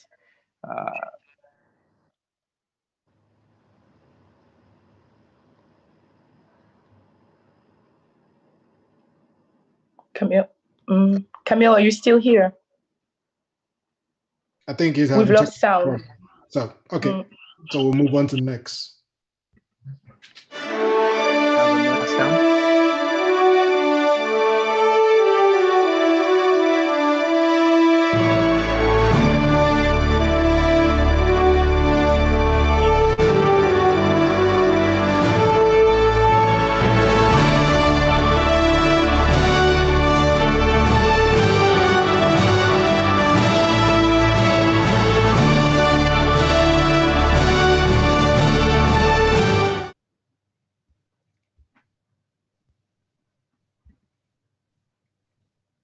Over to you, Priscilla. So congratulations to all the winners. It's a very important category. Politics and governance is very important, especially in these very troubling times that we're in as a community. Governance is very important, and so is politics. Now, for our next category, I mean, I'm so honored to introduce this lady. Talk about somebody who has been around the world, done things, amazing things. She started off as an investment banker. She graduated from a class, cum laude economics, Harvard College. And the thing I like about her is when she says, I was at Goldman Sachs, I was a managing director, but the most fulfilling thing I have done is going to South Africa and improving education and the lives of people. So ladies and gentlemen, we have Miss Teresa Clark. I mean, talk about somebody of the highest reputation in this community. I'm just so honored and privileged to present her to us today because she is an icon and a beacon of hope for all of us here in this community. Teresa Clark. Oh, Lloyd, thank you for those very kind words. You're very kind, and I'm humbled. It's me who's honored to be here today and to participate with you and all of those who are here today. As has been introduced, my job is Chairman and CEO of Africa.com. And I've been asked to tell you what MyPad means to me. MyPad, first and foremost, means a person to me, and that person is Camille. And while we've been privileged to receive an award today, I feel like I must return that favor and give the award back to Camille for what he has done this year and all the years in the history of MyPad, for having conceived of this and for being able to execute. We had some more in-depth discussions this year, and I came to understand MyPad a bit more. And I realized just how able he is able to generate a lot of goodwill and volunteer activity. And so what I really want to say is, for all of the corporates, for any investors or anybody on this call who has an appreciation for the work, I hope that we can come together as a community to support MyPad financially and make sure that sponsorships are in place so that this very important effort is sustainable. And so I salute you, Camille, for all that you do, because this is incredibly important work. Thank you. Love you too. I'd like to, you asked me, what does MyPad mean? What does the diaspora mean? And I think that I give tribute to those people amongst us who help us see the world through a different lens. I think that for many years, we are influenced by media, and the point that was the Chinua Achebe quote that was just made, until the lion tells a story, the hunter will always be the victor. And I think about Brian Stevenson, I think about Ava DuVernay, I think about the new book that just came out by Isabel Wilkerson Cast, that help us to understand what being Black means through different lenses. And I think about how these people make us realize that, historic maps of the world that show Africa smaller than it actually is another lens through which we are influenced. So when we talk about being minorities, for example, when I first moved to South Africa and I would see white Americans or Black Americans or just Americans coming to South Africa and say they were coming to help the minorities, and it took them a minute to recognize that in South Africa, Blacks are the majority. I want to just put some numbers out there from a global perspective that I think are empowering and help us to think about this issue of, we talked about how we all have to get together and support each other. Well, we do, but let's just remember that we're not the small numbers that others would lead us to believe that we are. If we have a global population of 7.8 billion people, and please give me license of 1 or 2 percentage points off here a little bit, I just did some calculations to see, what percentage are we? In a 7.8 billion person world, Europe has 750 million, so represents 10%. Latin America has 650 million, represents 8%. The US has 350 million and represents 4%. Asia has 60% of the world with 4.6 billion. And we as Africa are the second largest with 1.3 billion, or 16%, making us the second largest group if we think about it in those terms. So that's a very empowering way to start thinking about ourselves, not as a small percentage, but as the second largest population group in the world. And just one other lens through which I'd like to think about it is the fact that this organization, MyPad, celebrates the diaspora of 200 million people of African descent around the world. Where are those people? And as was referenced earlier today, Brazil has 82 million, and the US has 46 million. It's kind of interesting to compare that to the fact that Germany is a country with 84 million. So just the Black people in Brazil alone are equal to the population of Germany. Or the fact that France's population is 65 million, UK 68, Spain 46. That's 46 in Spain is equal to the Black population of the United States. So when we start to think about how powerful our numbers are in these terms, through this lens, I think it makes us recognize how important this work is, that we're connected and that we understand that and we feel and know the strength that we have as the diaspora. So with that, I've been asked to introduce the Global Business and Entrepreneurship Awards. So again, a wonderful group of people that has been highly curated by Camille and MyPad, and I salute you for recognizing the following individuals. Thank you. Thank you, Teresa. It's always good to hear from you. And here are the finalists in the global business. This is the senior, like I said, the over 40 list. And it was truly remarkable, our findings this year. One of the research team, Jonathan, you're on the call. I wanted you to just chime in really quickly and just share with us briefly what your experience was working on this research as a young Black male in school in the United Kingdom, looking at the world and looking at people of African descent in global business. Jonathan, are you there? Yeah, I'm here, Camille. Thank you very much. I just wanted to say I'm on the research team, so I did all of the research, a lot of the research into these people of African descent in the highest places in these companies, and it was astonishing to me. It was the lack of representation was astonishing. So, for example, in the US, we take up 13.4% of the population, but in the C-suite, only 3.2% of the population in the highest places of these organizations are taken up by Black people. So to me, as a young person, it represents the lack of opportunity that we get. And it's scary, to be honest, but I'm glad that we have MyPad, which brings together people from across the world, and it helps us to share our perspectives and share our struggles and make it easier for people like me. Fantastic. Thank you very much for that word. I'm going to hand it over to you, to the studio, to show us the video for the under 40 list in business and entrepreneurship.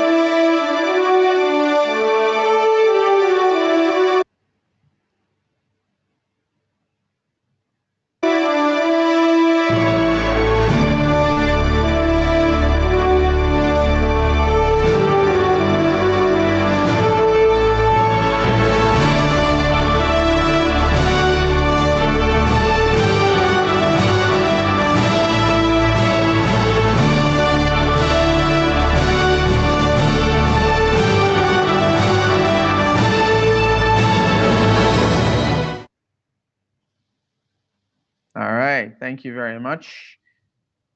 Okay. Thank you so much, Camille. So should we move on to the next segment of the Global Media and Entertainment Award, yes, presented by Stephanie Bussari from CNN Africa, but also who has done incredible, important work for the Bring Back Our Girls advocacy campaign. Stephanie, if you're with us, could you please introduce the Global Media and Entertainment Award to everyone? Thank you. I'm not sure Stephanie's on. Stephanie, are you in? Ilwine, could you please step in for Stephanie?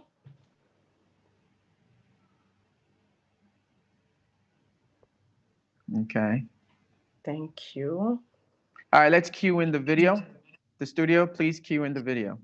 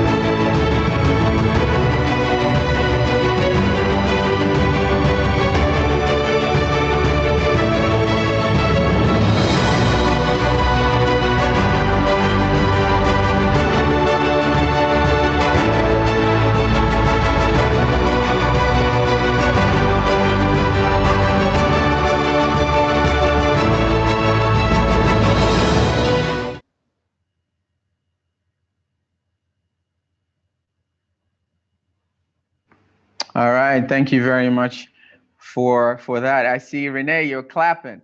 Let me use this opportunity to actually talk about Brazil. So Renee works for CNN in Brazil, and our country director from Brazil, Nina, you're there. I'm going to ask that we talk about Brazil.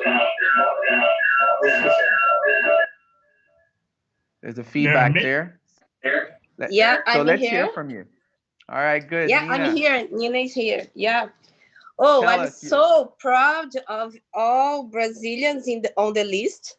Okay, I'm really happy. People said about how this important of Brazil for diaspora and Africa, because we are the second country in number of Black population in the world. And we have on the list Renan. Renan is an editor of CNN. We have Érica Malunguinho. Érica Malunguinho is the deputy and educator in São Paulo, first transgender in this position on the state.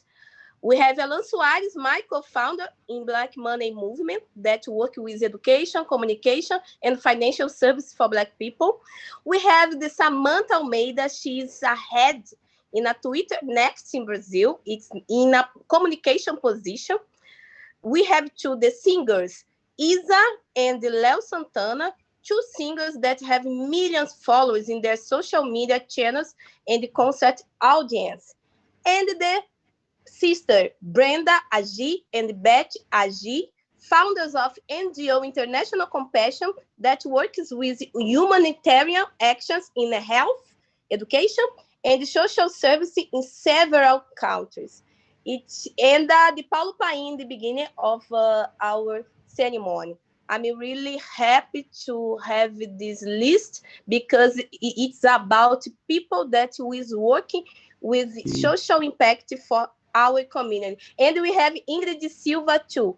I'm so sorry. Ingrid Silva, she is a ballet dancer and activist.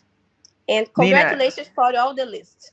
I want you to speak to people of African descent in Brazil in Portuguese and to people of African descent in Africa in Portuguese. Go ahead, you have a minute. Yeah, meus amados, meus irmãos africanos na diáspora e africanos em Motherland, obrigada pela conexão. É muito importante para mim ser a representante brasileira de um povo, de um legado tão positivo de resistência e transgressão. A gente precisa se entender enquanto único povo, poder se conectar com tantos países e ainda poder gerar impacto a partir do nosso trabalho. Então, parabéns para cada um de vocês. Moçambique, Cabo Verde, Angola, Brasil, Trinidad e Tobago e vários outros lugares onde a gente tem. Em China, nós temos uma grande colônia. We have a big colony in China too. Eu sou grata pela família Biped. I'm so powerful. It's my first time in my PEDIA family in Recognition Week. Every year, Nina actually comes to New York City with the delegation from Brazil. So we love you. We thank you. Obrigado. Thank you so much for what you do, and we're grateful for it. All right, COO, executive producer, move us on. What's the next category? Obrigado to Nina Silva. She brought all the energy, and congratulations to all those who won and were nominated. I love Portuguese so much because there's this girl in our studio.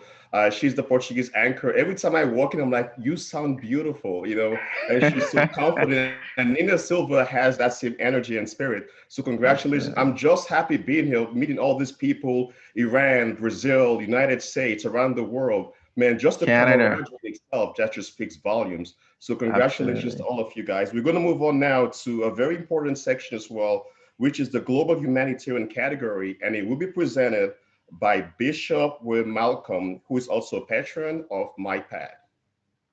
Yes, Bishop is dialing in from the UK, from the United Kingdom. Bishop, are you on, please? Here comes the Bishop. All right. Here's what we'll do. Can you please cue that video?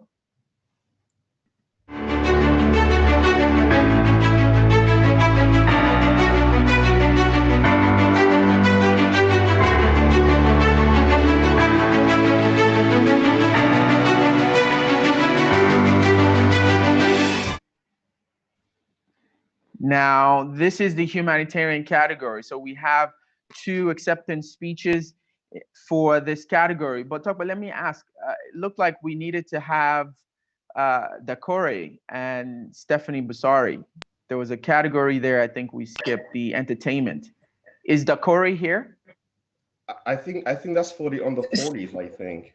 Yeah, that's yes. the There is global media entertainment, but Stephanie Busari is apparently sick. Okay, on the global. Sick. Okay.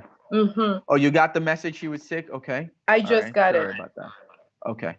All right. So the next category was the global governance, and who's taken that? The global humanitarian category. Who's taken that? You are. So for the Okay, because Bishop is not here. Okay, good. All right, so I will share just share my screen. So this category we looked. Can everybody see my screen, please? Yes. All right, good. So the Global Humanitarian Endowment and Monarchs and Religious category for this year, the British royal family welcomed the Duchess of Sussex into it. The Ford Foundation, which is one of the largest, humanitarian organizations out there. The CEO is a person of African descent. At Harvard University, some of the biggest endowments. We looked at Mo Ibrahim Foundation, Princeton University, Tony Elumelu Foundation for the great work that he's doing on the continent with the empowerment of entrepreneurs. The Vatican has, at the highest levels at the Vatican, we do have one person of African descent. So this is on the global level, the over 40 list. Now, the studio, if you can, just one more time, just let's have the video. Thank you.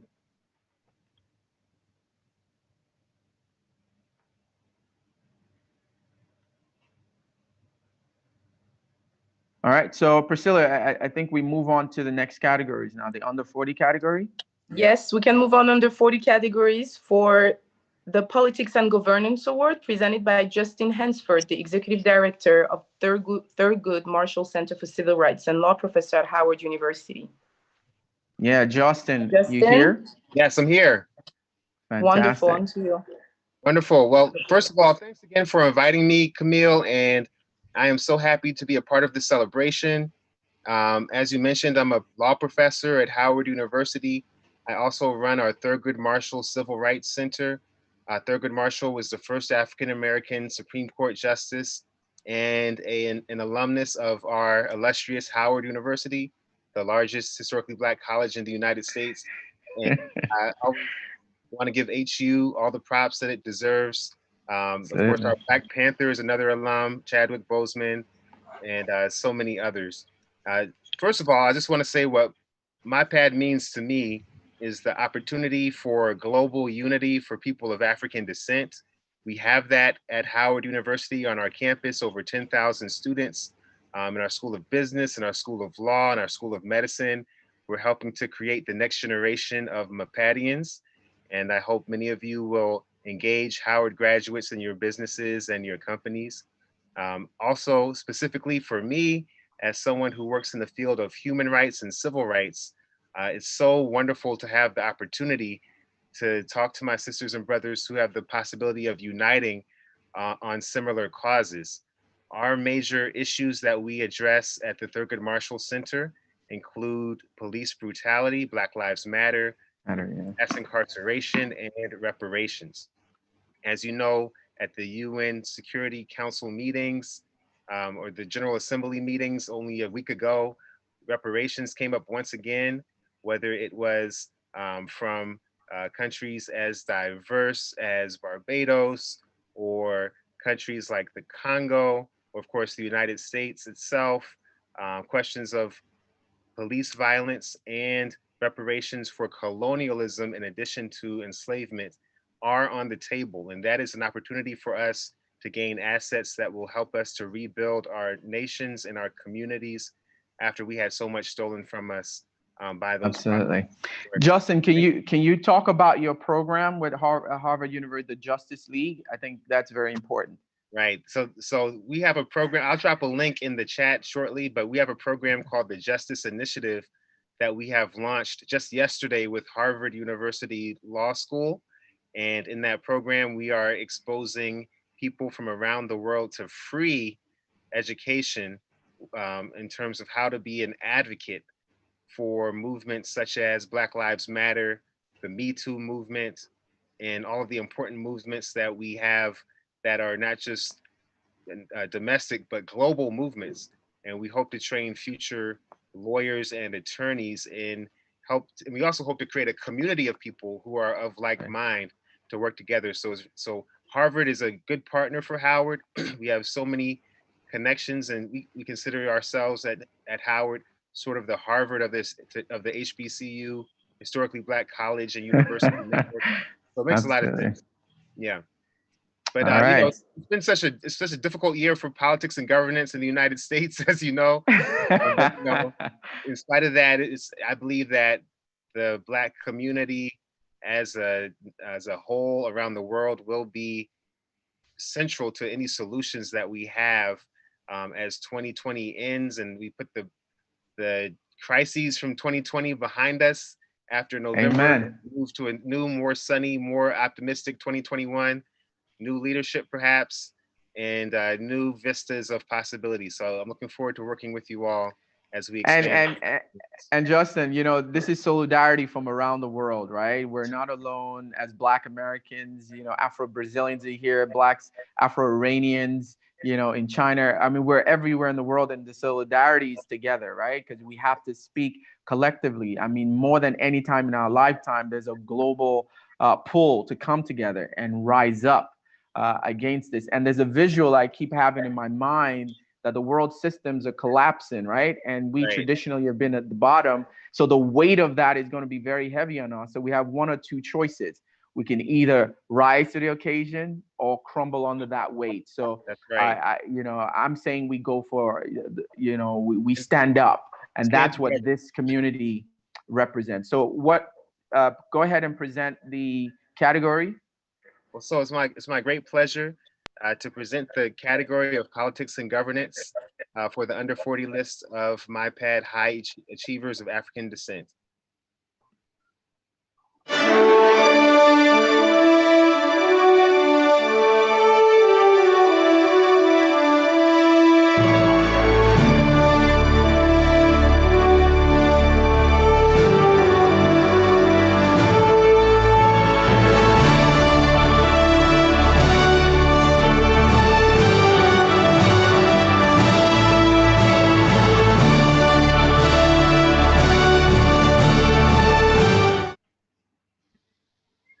Okay, thank you very much.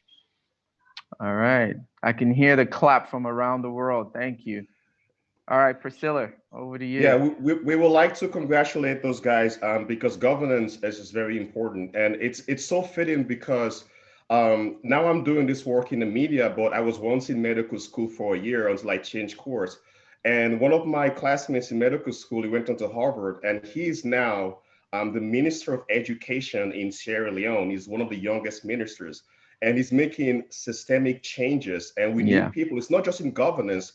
We need the right people in the right place with the right mentality to push things forward. And it's so funny because there are two of my classmates. One I met in university, the other one I met in high school. And the anti-corruption czar in Sierra Leone right now, rooting out corruption, is fighting so hard to change the entire system. A lawyer like Justin himself. And I'm so proud of those two guys, both ministers, just moving the conversation forward and changing things completely in Sierra Leone, both under 40. And that just gives me so much hope because Africa and the rest of the world, diaspora and MyPad, I think we have a very bright future. I mean, we have the First Lady of Sierra Leone was with us yesterday. Yes. She's an honoree. She was a valedictorian for her class 2018. She spoke at the UN. We watched Black Panther with world leaders at the United Nations, and you know, Chadwick Boseman is linked to Sierra Leone, so it was really, you know, emotional for the president and the First Lady of Sierra Leone to be there to watch that screening at the United Nations together. She talked about, you know, how heartbreak how heartbreaking it was for him to pass.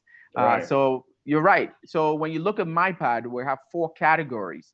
So politics and governance, business and entrepreneurship, media and culture, and humanitarian and religious. And these 4 corners need to come together. So that's why our group is a very dynamic group. So talking about the next category, which is who's presenting that? It's gonna be for business business, and it's gonna be done by Elion Barry, the CEO of African Media Agency. Business is very important because we need to create and own our own business. Economic wealth, that is Black very ownership. integral. Right. Absolutely. Is Elion here? Ellie. Hello. Hello, Camille. Hello, everybody. Thank you so much for having me present today. It's a real honor. Teresa said it really well. I really want to salute you, Camille, for the job you're doing, for never giving up, for coming with this amazing vision that makes so much sense now, and for giving me a family. I've been hopping from one place to another. I have a complicated family background, and I realized that being of African descent has no limit. And as you showed us, having some brothers and sisters all around the world, being so many, seeing so many different mixes, understanding that we're all in this together. I know it sounds like a cheesy sentence to say, especially when we're going through a year of COVID. But this has really given me a lot of hope.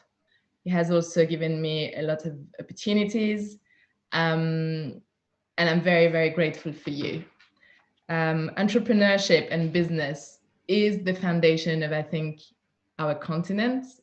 This is what builds us.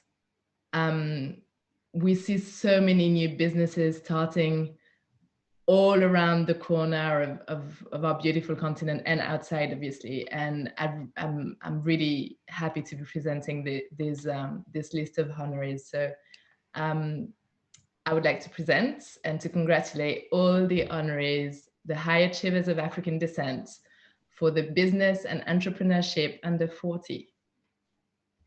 Thank you.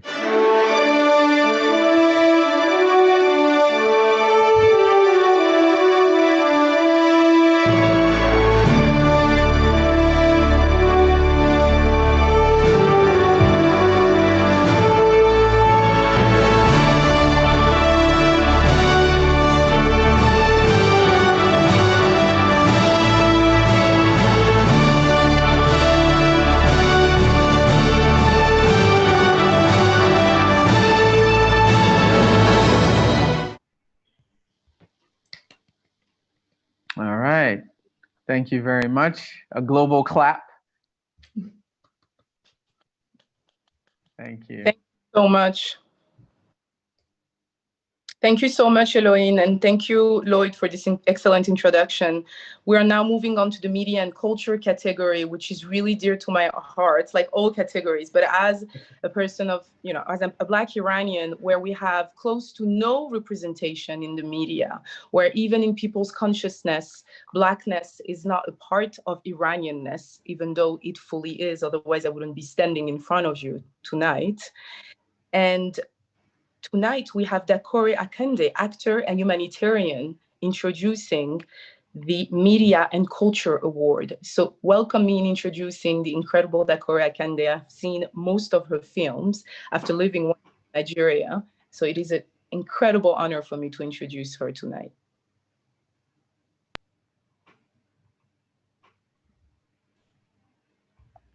I saw Dakore here earlier. Is she still here?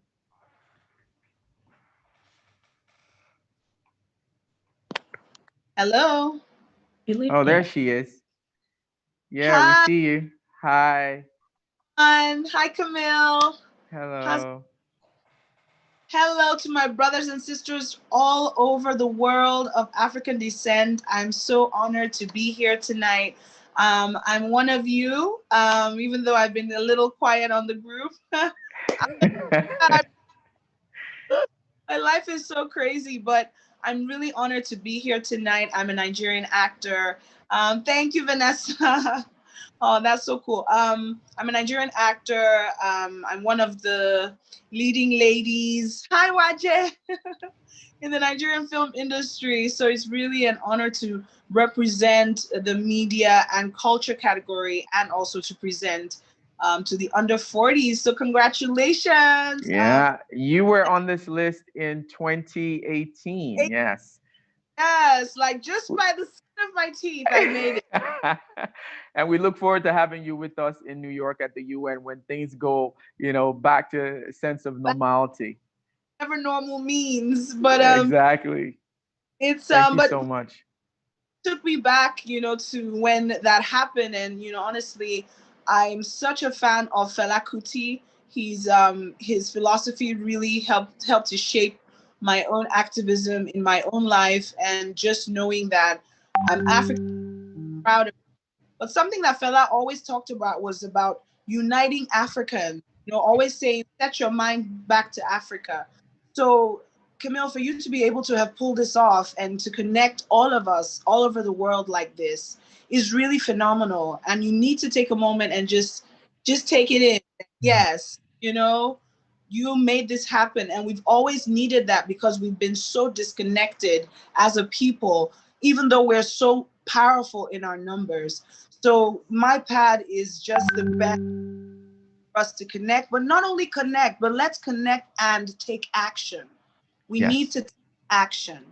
We're doing a lot of talking, which is good because, for people who have been disconnected, even just to have a forum to talk is important. But we need to move forward because we can see the way the world is going, and we're seeing that everything is turning on its head. So now is the time to flow with that momentum. And because I'm not sure if we'll ever get another chance, the way it is now. And media and culture is a very powerful tool that we can use to project our culture positively, because the image of Africa all over the world has always been negative, and it's been deliberate. So we also deliberate about taking back our power and owning our narrative. So I'm honored to be one of the people in the forefront of making that happen. But we need to connect our industries. We need to do more of this and less of, they're over there and they're over there. It's not going to happen. I will take you up on that. We need to bring a lot more representation in our creative industry from diaspora to the continent. We need to tell more, authentic African stories in partnership with the diaspora, Brazil, the US. I definitely would love to take you on that. Yes, Black stories, please, diverse Black stories. Black Iranians. She's from Iran. I mean, come on. Black Palestinians, Black Lebanese. Yeah. Black Asians, absolutely. You're Black. Be strong. We need to own this. It's absolutely. Let's act, man. I'm talking action, man. All right, let's go on. Let me get back to why I'm here. So I'm really honored to present the media and culture under 40 category of MyPad 20. Congratulations to all of you, and let's go and be great together. Yes.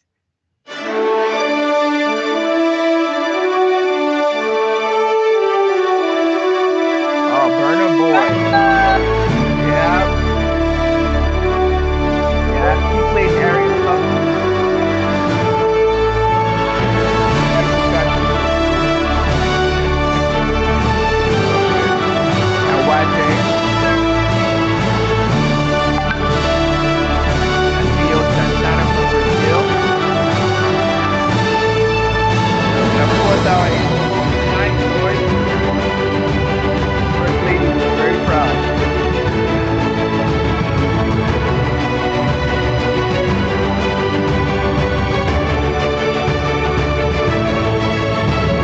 South Africa.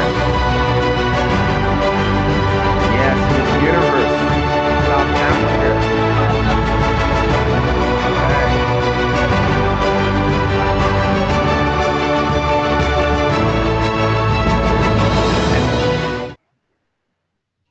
Wow. Thank you very much. Amazing list. Remarkable this year.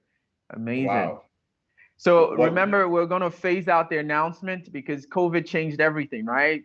You know, we do that at the UN, but now we're going to start the rollout starting from now till March 25th next year, where we're bringing this group together, the over 40s and the under 40s together. So thank you very much. What's the final category?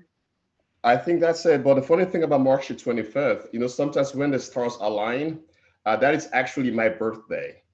Really? Yes. Oh, wow. And also to the gorgeous Miss Akande, I'm also an actor. I've been in a few TV series and movies in China. So everything just perfectly comes together. March 25th, she's here, everyone else is here, and we're going to push the conversation forward. And like she says, more action, less talking. I'm all for it. Let's do it. So moving on to our acceptance speeches under 40 humanitarian category, I am delighted to welcome Ms. Delia Ducre, as well as Mr. Otto Orandam from respectively China and Nigeria. Thank you so much, Priscilla. Hello again to everyone. My name is Delia Ducre.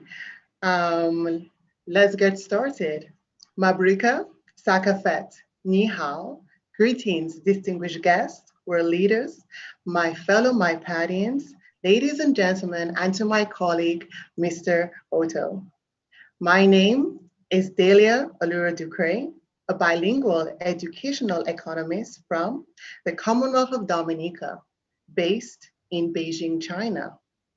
As we reflect upon all our respective experiences learned throughout these unprecedented times, allow me to start with this quote.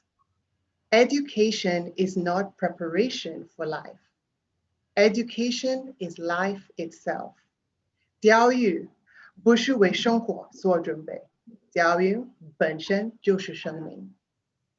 This pandemic has highlighted areas in which we as a world must improve and be better.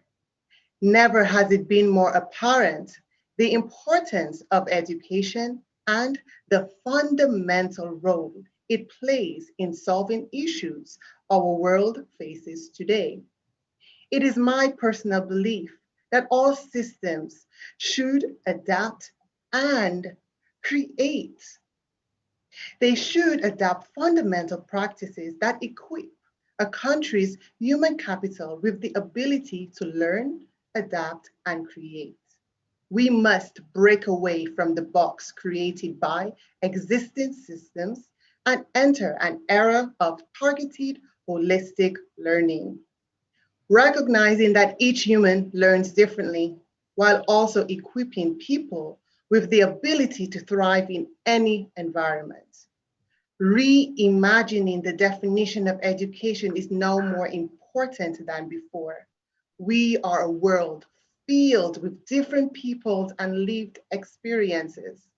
This pandemic continues to highlight the importance of what it means to be a human being, highlighting that no matter your status, you can make a difference to impact a generation. As we follow the theme, representation matters, let's take the time to pause and realize one simple thing. We are all here today because of the village of people that has educated us along our respective journeys. Education continues to be the root to all societies and realities. Let's continue to nurture our gardens to thrive as one. Thank you. Thank you very much. Thank you very much. Thank you very much, Delia, for that. It's a pleasure doing this with you. My name is Orandam Otto, and I'm proud to be Nigerian, from Nigeria, based in Nigeria. I'm a social engineer, an educator, and because we believe strong in the words of one of our greatest African heroes, Nelson Mandela, that education is the greatest weapon and ammunition to liberate the people, and most especially the people of our dear continent. I founded an organization called Slum to School Africa, which has grown to become one of the leading volunteer organizations. And since in 8 years, we've supported over 107,000 children, them access to education. So it's a great honor to be recognized amongst the amazing people we have this year. Our world today is plagued with some very daunting challenges, right? Challenges that has limited us in various milestones of some of the most critical sustainable development. But across the continent of Africa and outside the continent as well, we have lots of amazing people who have stood up as shining lights to show the world the power of who we are as Africans and how innovative we are as descendants of the African continent. Our race and our continent is filled with incredible people, great people with enormous talents and courage. And now is the time for us to go all out and challenge everyone to realize that greatness lies in us as Africans. Shakespeare said, born great, some of us achieve greatness, and some of us have greatness thrust upon us. We count on being born into greatness or have greatness thrust upon us. We should all remind our Black communities that we have the ability and the natural resources, importantly, the human resources to achieve greatness, and that greatness is within our grasp.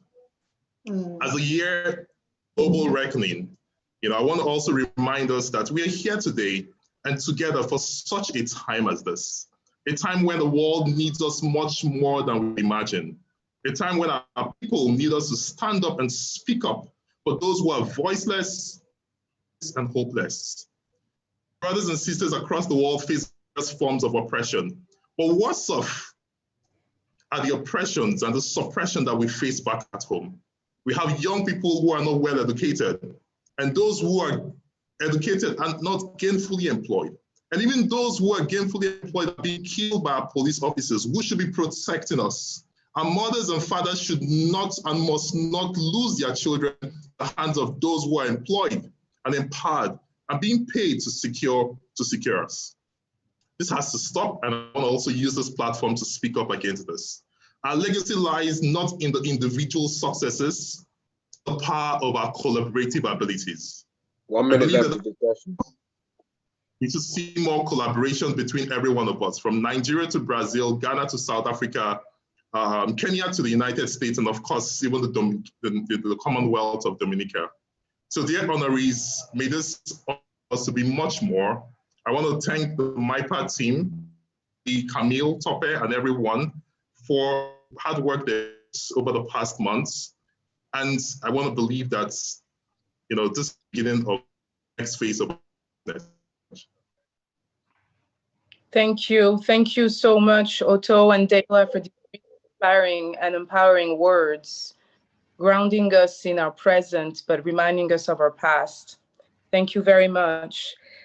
Moving forward to the next segment, ladies and gentlemen, I would like to introduce you to Randall and Jeffrey, both authors, Dr. Randall Pinkett and Dr. Jeffrey Robinson of Black Faces in White Places. Well, I want to take a moment to cue in this, the next talk. So I know Dr. Randall Pinkett from New Jersey, and he wrote a book 10 years ago titled Black Faces in White Places, 10 years ago. And I reached out to him in 2020. And the question I asked him was, what has changed in a decade? So what you're about to hear, the speech he's going to give us tonight, is his insight into 10 years of what he wrote about and what has changed and what hasn't changed from the book. So I hand it over to the studio to go ahead.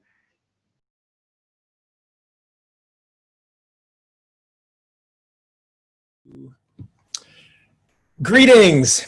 This is Dr. Randall Pinkett, along with Dr. Jeffrey Robinson. We are the co-authors of Black Faces in White Places, 10 game-changing strategies to achieve success and find greatness. We want to first congratulate all of the honorees and those being recognized on the MIPAD Global 100 list as a part of this Most Influential People of African Descent Recognition Week. We are here not only to offer our congratulations, but we've also been asked by the organizers to offer our reflections on our book, Black Faces in White Places, in as much as we are now celebrating 10 years since the book was released. And so I've got my co-author, my business partner, who is also associate professor at Rutgers Business School, Dr. Jeffrey Robinson, here joining me. And we're going to jump in and answer 3 questions as we reflect on the book's release and the receptivity that we've had to the book. So I'll start by throwing the first question to Dr. Robinson to get our conversation started.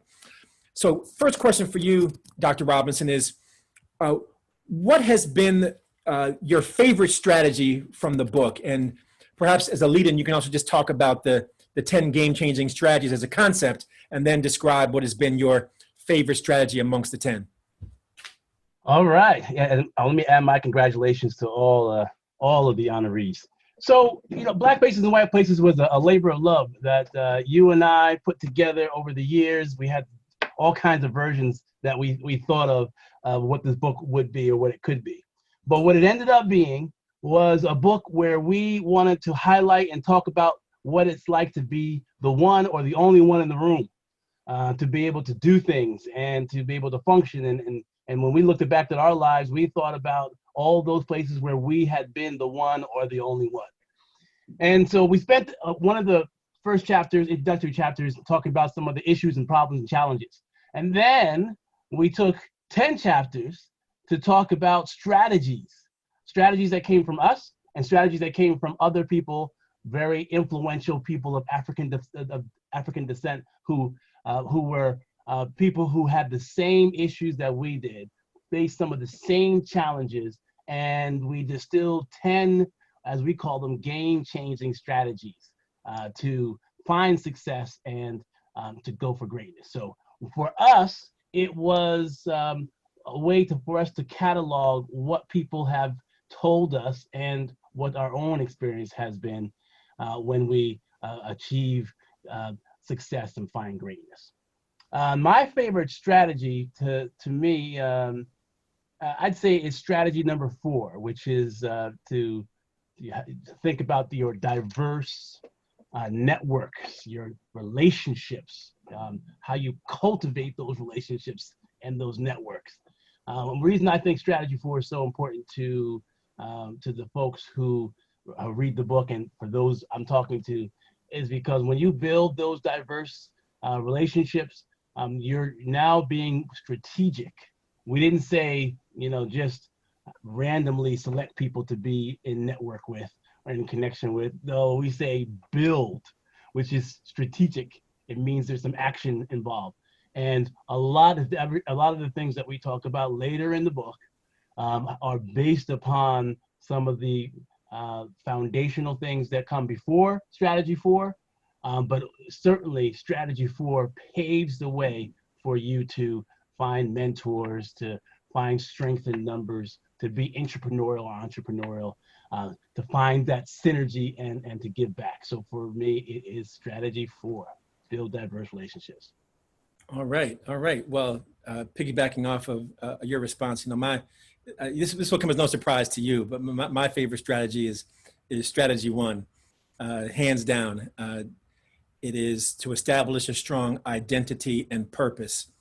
And I know many of you honorees, you most influential people of African descent, perhaps may be Black faces in white places, either in the past or in the present. And if not, certainly in the future. And if you've been in that situation, you know that it can be difficult when you're one of the only ones or the few in an environment, on a team, in an organization, in a department, in a company. And we believe, and we have found from our interviews to create the book, that it is knowing who you are, that's your identity, and knowing where you're going, that's your purpose, that give you the ability to withstand the challenges that inevitably come. Because your identity is your anchor, it grounds you. And your purpose is like your compass, it guides you. So when stereotypes or racism or discrimination or low expectations come, no, you know who you are and you know where you're going. And so you don't end up being a leaf in the wind when the winds of challenges begin to blow. So that's my favorite strategy. Let's go to the second question, Dr. Robinson, which is, what's been the most common point of feedback that you've received from people who've read the book? Oh, that's a great question. I mean, one of the pieces of feedback is, when are you going to write the next one? and now we're in the process of doing that. So, stay tuned for Black Faces in High Places, which is another twist on a similar theme. So, I mean, for a lot of folks, they said what you described in the book is all the things that go through my head, and you articulated it onto these pages, and they want more. So that's the feedback we often get. Absolutely. So, interesting, the feedback I've received most frequently, other than when are you writing the follow-up, and you and I have talked about this, is I've had Black people say to me, I never liked to play the game, but reading your book impressed upon me the fact that I have no choice but to play the game. And I say it more succinctly, that if you're not playing the game is playing you. That's right. And we talk about, as you said a moment ago with Strategy 4, the importance of relationships. And that's where the game really is played. We talk about learn the game, play the game, master the game, redefine the game. But part 2, playing the game, is all about relationships. And that folks said, I don't like to do the social activities and have to schmooze and have to, get to know people that I might not otherwise want to know. But my response is, as I'm sure has been your response, but that's where the action is. It's not what you know, it's who you know. So I've heard that feedback perhaps most frequently from Black folk who've read the book. So third and final question is a good one to close on. What's the one thing in the book you think people have missed, or the thing you most want people to take away from the book, Dr. Robinson? Yeah, that's a little more difficult because there's so many things that you hope people see when they read the book. But I also know people get distracted. They read a book and then they don't get to the end. They don't get all the richness that we put in it. So there's a part of the book which at the very end, it's the epilogue to the book, where we show how the 10 strategies and those 4 parts and these themes of success and significance intertwine. It's the very end of the book, and unless you are just a page turner and you go through every single page, you can easily miss how that last little half chapter talking about how these pieces come together to create a life of significance. You could miss that and miss out on one of the golden nuggets in the book. Good answer. And the thing in the book that I think people may miss, you may remember we had a debate about which quote to put at the beginning of Strategy 1. And I lobbied hard for a quote which you weren't ever really sold on, but I think because you care for me and because you're my brother, you said I'm gonna give him this one, and so you gave it to me. And so the quote, and you might laugh at this because you might remember the debate. It's a lyric from Kirk Franklin's "Imagine Me," and the lyric says, "Thank you, God, for allowing me to see myself the way you see me." And you were like, I don't know if that's that deep. I said, no, that's deep. It's really deep. Deep. I said, well, if you listen to what he's saying, thank you, God, for allowing me to see myself the way you see me. What's he saying? He's saying, again, the chapter was about identity and purpose, which is about kind of knowing who you are, like the real you, all of what you have to offer the world, and knowing what God has called you to be, like your mission, which is Strategy 10. So I feel like Kirk Franklin was saying, there's a way that God sees us, the true sense of who we are and what he sent us to this planet to accomplish. And that part of our journey in life is actually getting to a place where we see ourselves the same way God has always seen us. The true sense of who we are, the true sense of what we're called to do. But I pitched it, you're like, I don't know. I'm curious to get your thoughts on that now. I feel better about it now. Let's just say that. Fair enough. So that's the part of the book I think people may not miss, because if you don't interrogate the lyric, you can kind of gloss over it. But I feel like if you really interrogate that lyric, then you really get the deepness of how it is a way of setting you up for what you read in strategies 1 and 2. So there you have it, folks. You know, these are our reflections on Black Faces in White Places, 10 game-changing strategies to achieve success and find greatness. I'm thankful to my co-author, my brother, my business partner, and associate professor at Rutgers Business School, Dr. Jeffrey Robinson. We are also both thankful to the nonprofit foundation working in partnership with the United Nations and the African Union for their sponsorship of this most influential people of African descent recognition week, and the overarching theme, which is so timely, of global reckoning, representation matters. The last thing I'll say is, Dr. Robinson, you want to give one final plug for the follow-up book we're about to put on bookshelves in 2021, and then we'll close it out. That's right. Coming up in the first quarter of 2021, we've got Black Faces in High Places. We are so excited to be able to bring the follow-up. So much has happened in 10 years, and there are certainly some things that we can learn from some of the people who have been influential and who are of African descent. Awesome, awesome. So go get your copy of the original, the first part of the two-part series, Black Faces in White Places, 10 game-changing strategies to achieve success and find greatness. And again, congratulations to all the honorees. We are proud of you. We expect great things from you. And as we continue to celebrate this year-long celebration of global reckoning, we are just grateful for this opportunity to be a part of the celebration. Thank you all. God bless you. Enjoy the rest of the program. Take care. Thank you, studio, for this very inspiring video. On to you, Camille, for closing remarks. Okay, thank you very much. I hope you all enjoy that.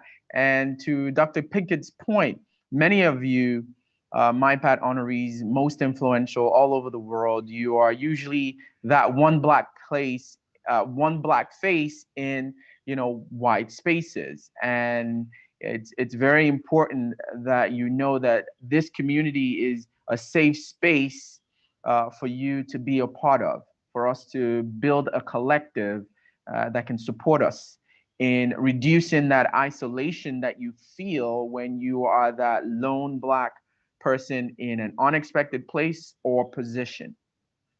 My final words tonight, deeply from my heart, is a word of gratitude to the team. At some point in 2020, I didn't think we would be here, that this would happen, but we forged ahead against all odds to be here, to pull the world together, because we know how important this work is. And I ask that we all continue to work together to fulfill the missions and the vision and the mission of MyPad, which begins, number one, with identifying and highlighting Black excellence all over the world. And the second is to connect that group together. And thirdly is to develop that group for greatness. So I hope, as we have unveiled our Global Reckoning edition, that those who made the list, especially those at the highest positions in the world, this is a first step in reducing the isolation that you would feel being that lonely Black person in these high places. So I want to say congratulations to the class of 20. Today was just an announcement. Now we'll begin the rollout of your recognition into March 25th. I know, Lloyd, you're excited about that. And we look forward to building a community, with you. The most important thing I want to leave you here with is this. What does it mean to be a MyPadian?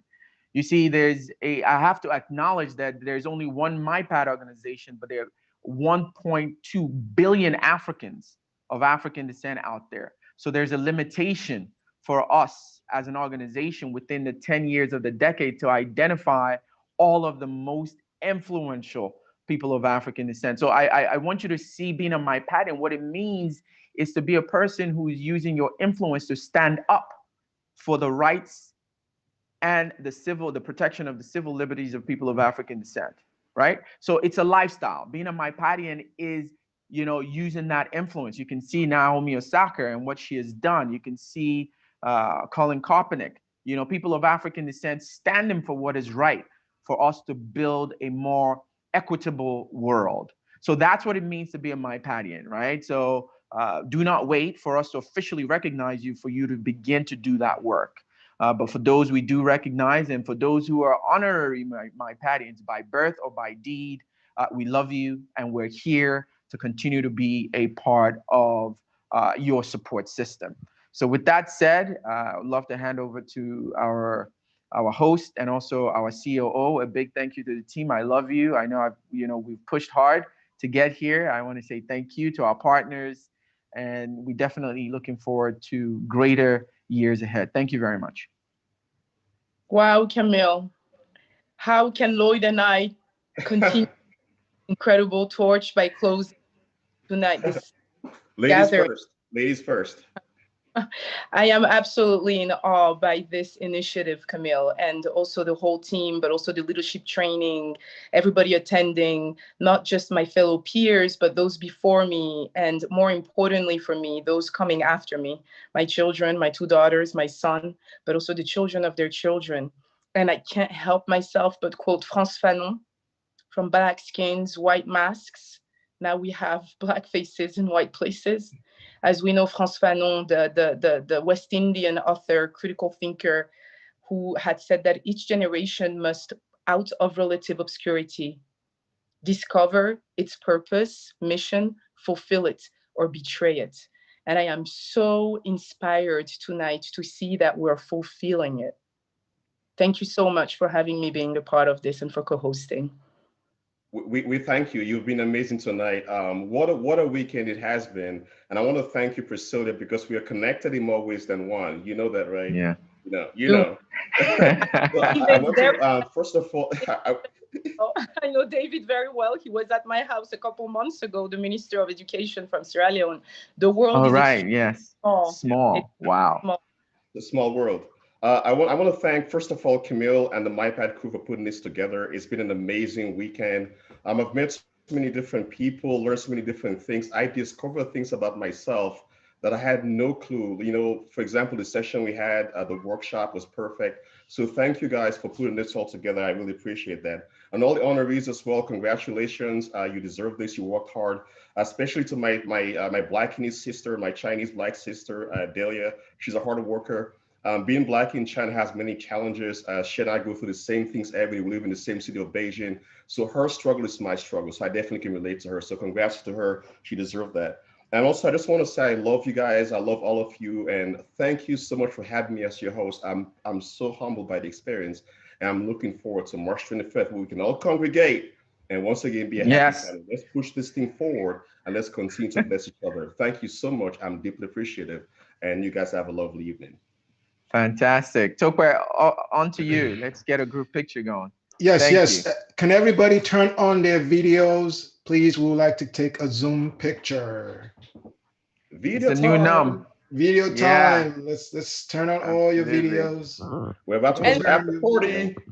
There is an after party. The after party. There's an after party. So the Zoom will be on for another hour or so. Listen to some global African music of African descent. So stay tuned for that. It'll be fun. Okay. Thank you. All videos on now. Everybody got it? We ready? I think we're ready to go. All right, and go, Camille. Over to you. Let's go. Put on all your right, smiley countdown. face. Do the countdown. Do the countdown. Okay, the smiley face. 4, 3, 2, 1, and go. Got it. All right. Good job. Thank you, everyone. Thank you so much. And thank you. A big thank you to David. David stayed on. And one of our senior executives stayed on. Thank you so much, David, for staying with us. Yes, David, if you can stay a little more. It's my pleasure. I have to tell you, I am incredibly proud of all of you. And I can say that because, I have all this gray hair. But I couldn't turn it off. I'm really proud of what you're doing. And I'm especially proud of our connection to Africa, African descent, it means the world. I mean, I just have to tell you. And so I'm just proud. So Thank you so David, much, when COVID is over, we are inviting you officially to Africa. To the UN, pick any yes, country, please. even to Africa, pick any country. We're inviting you and everybody else. You got to make that trip. Have you ever been? Okay, David? I'm gonna hold you to that. All right, cool. We'll stay connected. I will say it in Chinese. 欢迎你, 欢迎你, 欢迎你 in Chinese. Yeah, that's come. Welcome. Absolutely. Come. Yes. Wow. All right. All right. Thank you, everybody. All right. So after party. What's After the plan? party transitioning. Yes. Thank you. All right. Over to Nina. you, studio. All right.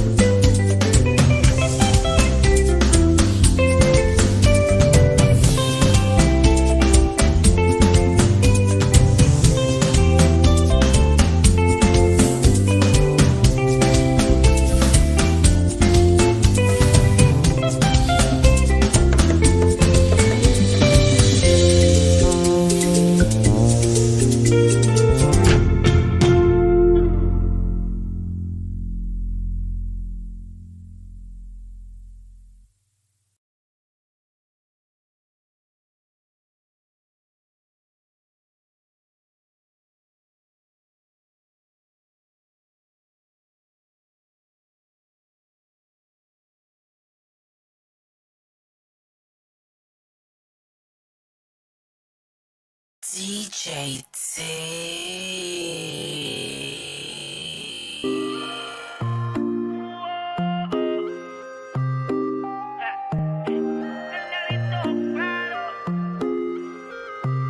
Llevo tiempo diciéndoselo, que algo mejor se merece. Perdiendo su tiempo sigue, sabiendo que no me pertenece. Y desde que la conocí, se va con su amiga para la disco, pero cuando le sube la nota, siempre vuelve a mí. Me dice, vida mía, yo sé que tengo que dejar que tú hagas tus locuras. Tú mi locura, baby. Pasan las horas y más me pide más. No se cansa, parece no tener final. Lo nuestro es una locura. Tú mi locura, baby. Pasan las horas y más me pide más. No se cansa, parece no tener final. Lo nuestro es una locura. Una locura. Me encanta cuando lo hacemos en la cura. Antes de llegar con la foto de tortura. Se vuelve loca, se la Oh my God, she be fighter. She won't back down, she a fighter. She a very, very different girl. She a belly dancer. Just like that, just like that. She did my front, she done the my back. She done the move, she done the wine back. I like her. She got me like ja, Elijah. She the cause for all of our area. Someone come save me from Delilah. Save me from Delilah. Ja, Elijah. She the cause for all of our area. Someone come save me from Delilah. Save me from Delilah. Sabes que soy para ti, pero prefieres estar con el que te lastima. Y yo queriéndote a ti, esperando a que quieras pasar de página. No quiero ser paño de lágrimas, quiero que seas mía y de nadie más. Quédate conmigo y verás que no vas a extrañarlo. Sé que llegué tarde y por eso me toca aceptar que le diste tu amor a ese cobarde que solo te trata mal, no te sabe valorar. Si te hubiera visto antes, de seguro fuera diferente. No estuviera con ese cobarde que solo te trata mal, no te sabe valorar. Si antes te hubiera visto, yo te hubiera escrito. Lo bueno como aprende a no pasar por lo mismo. Mejor quédese sola, que siempre llega alguien que me da valor. Hay muchas cosas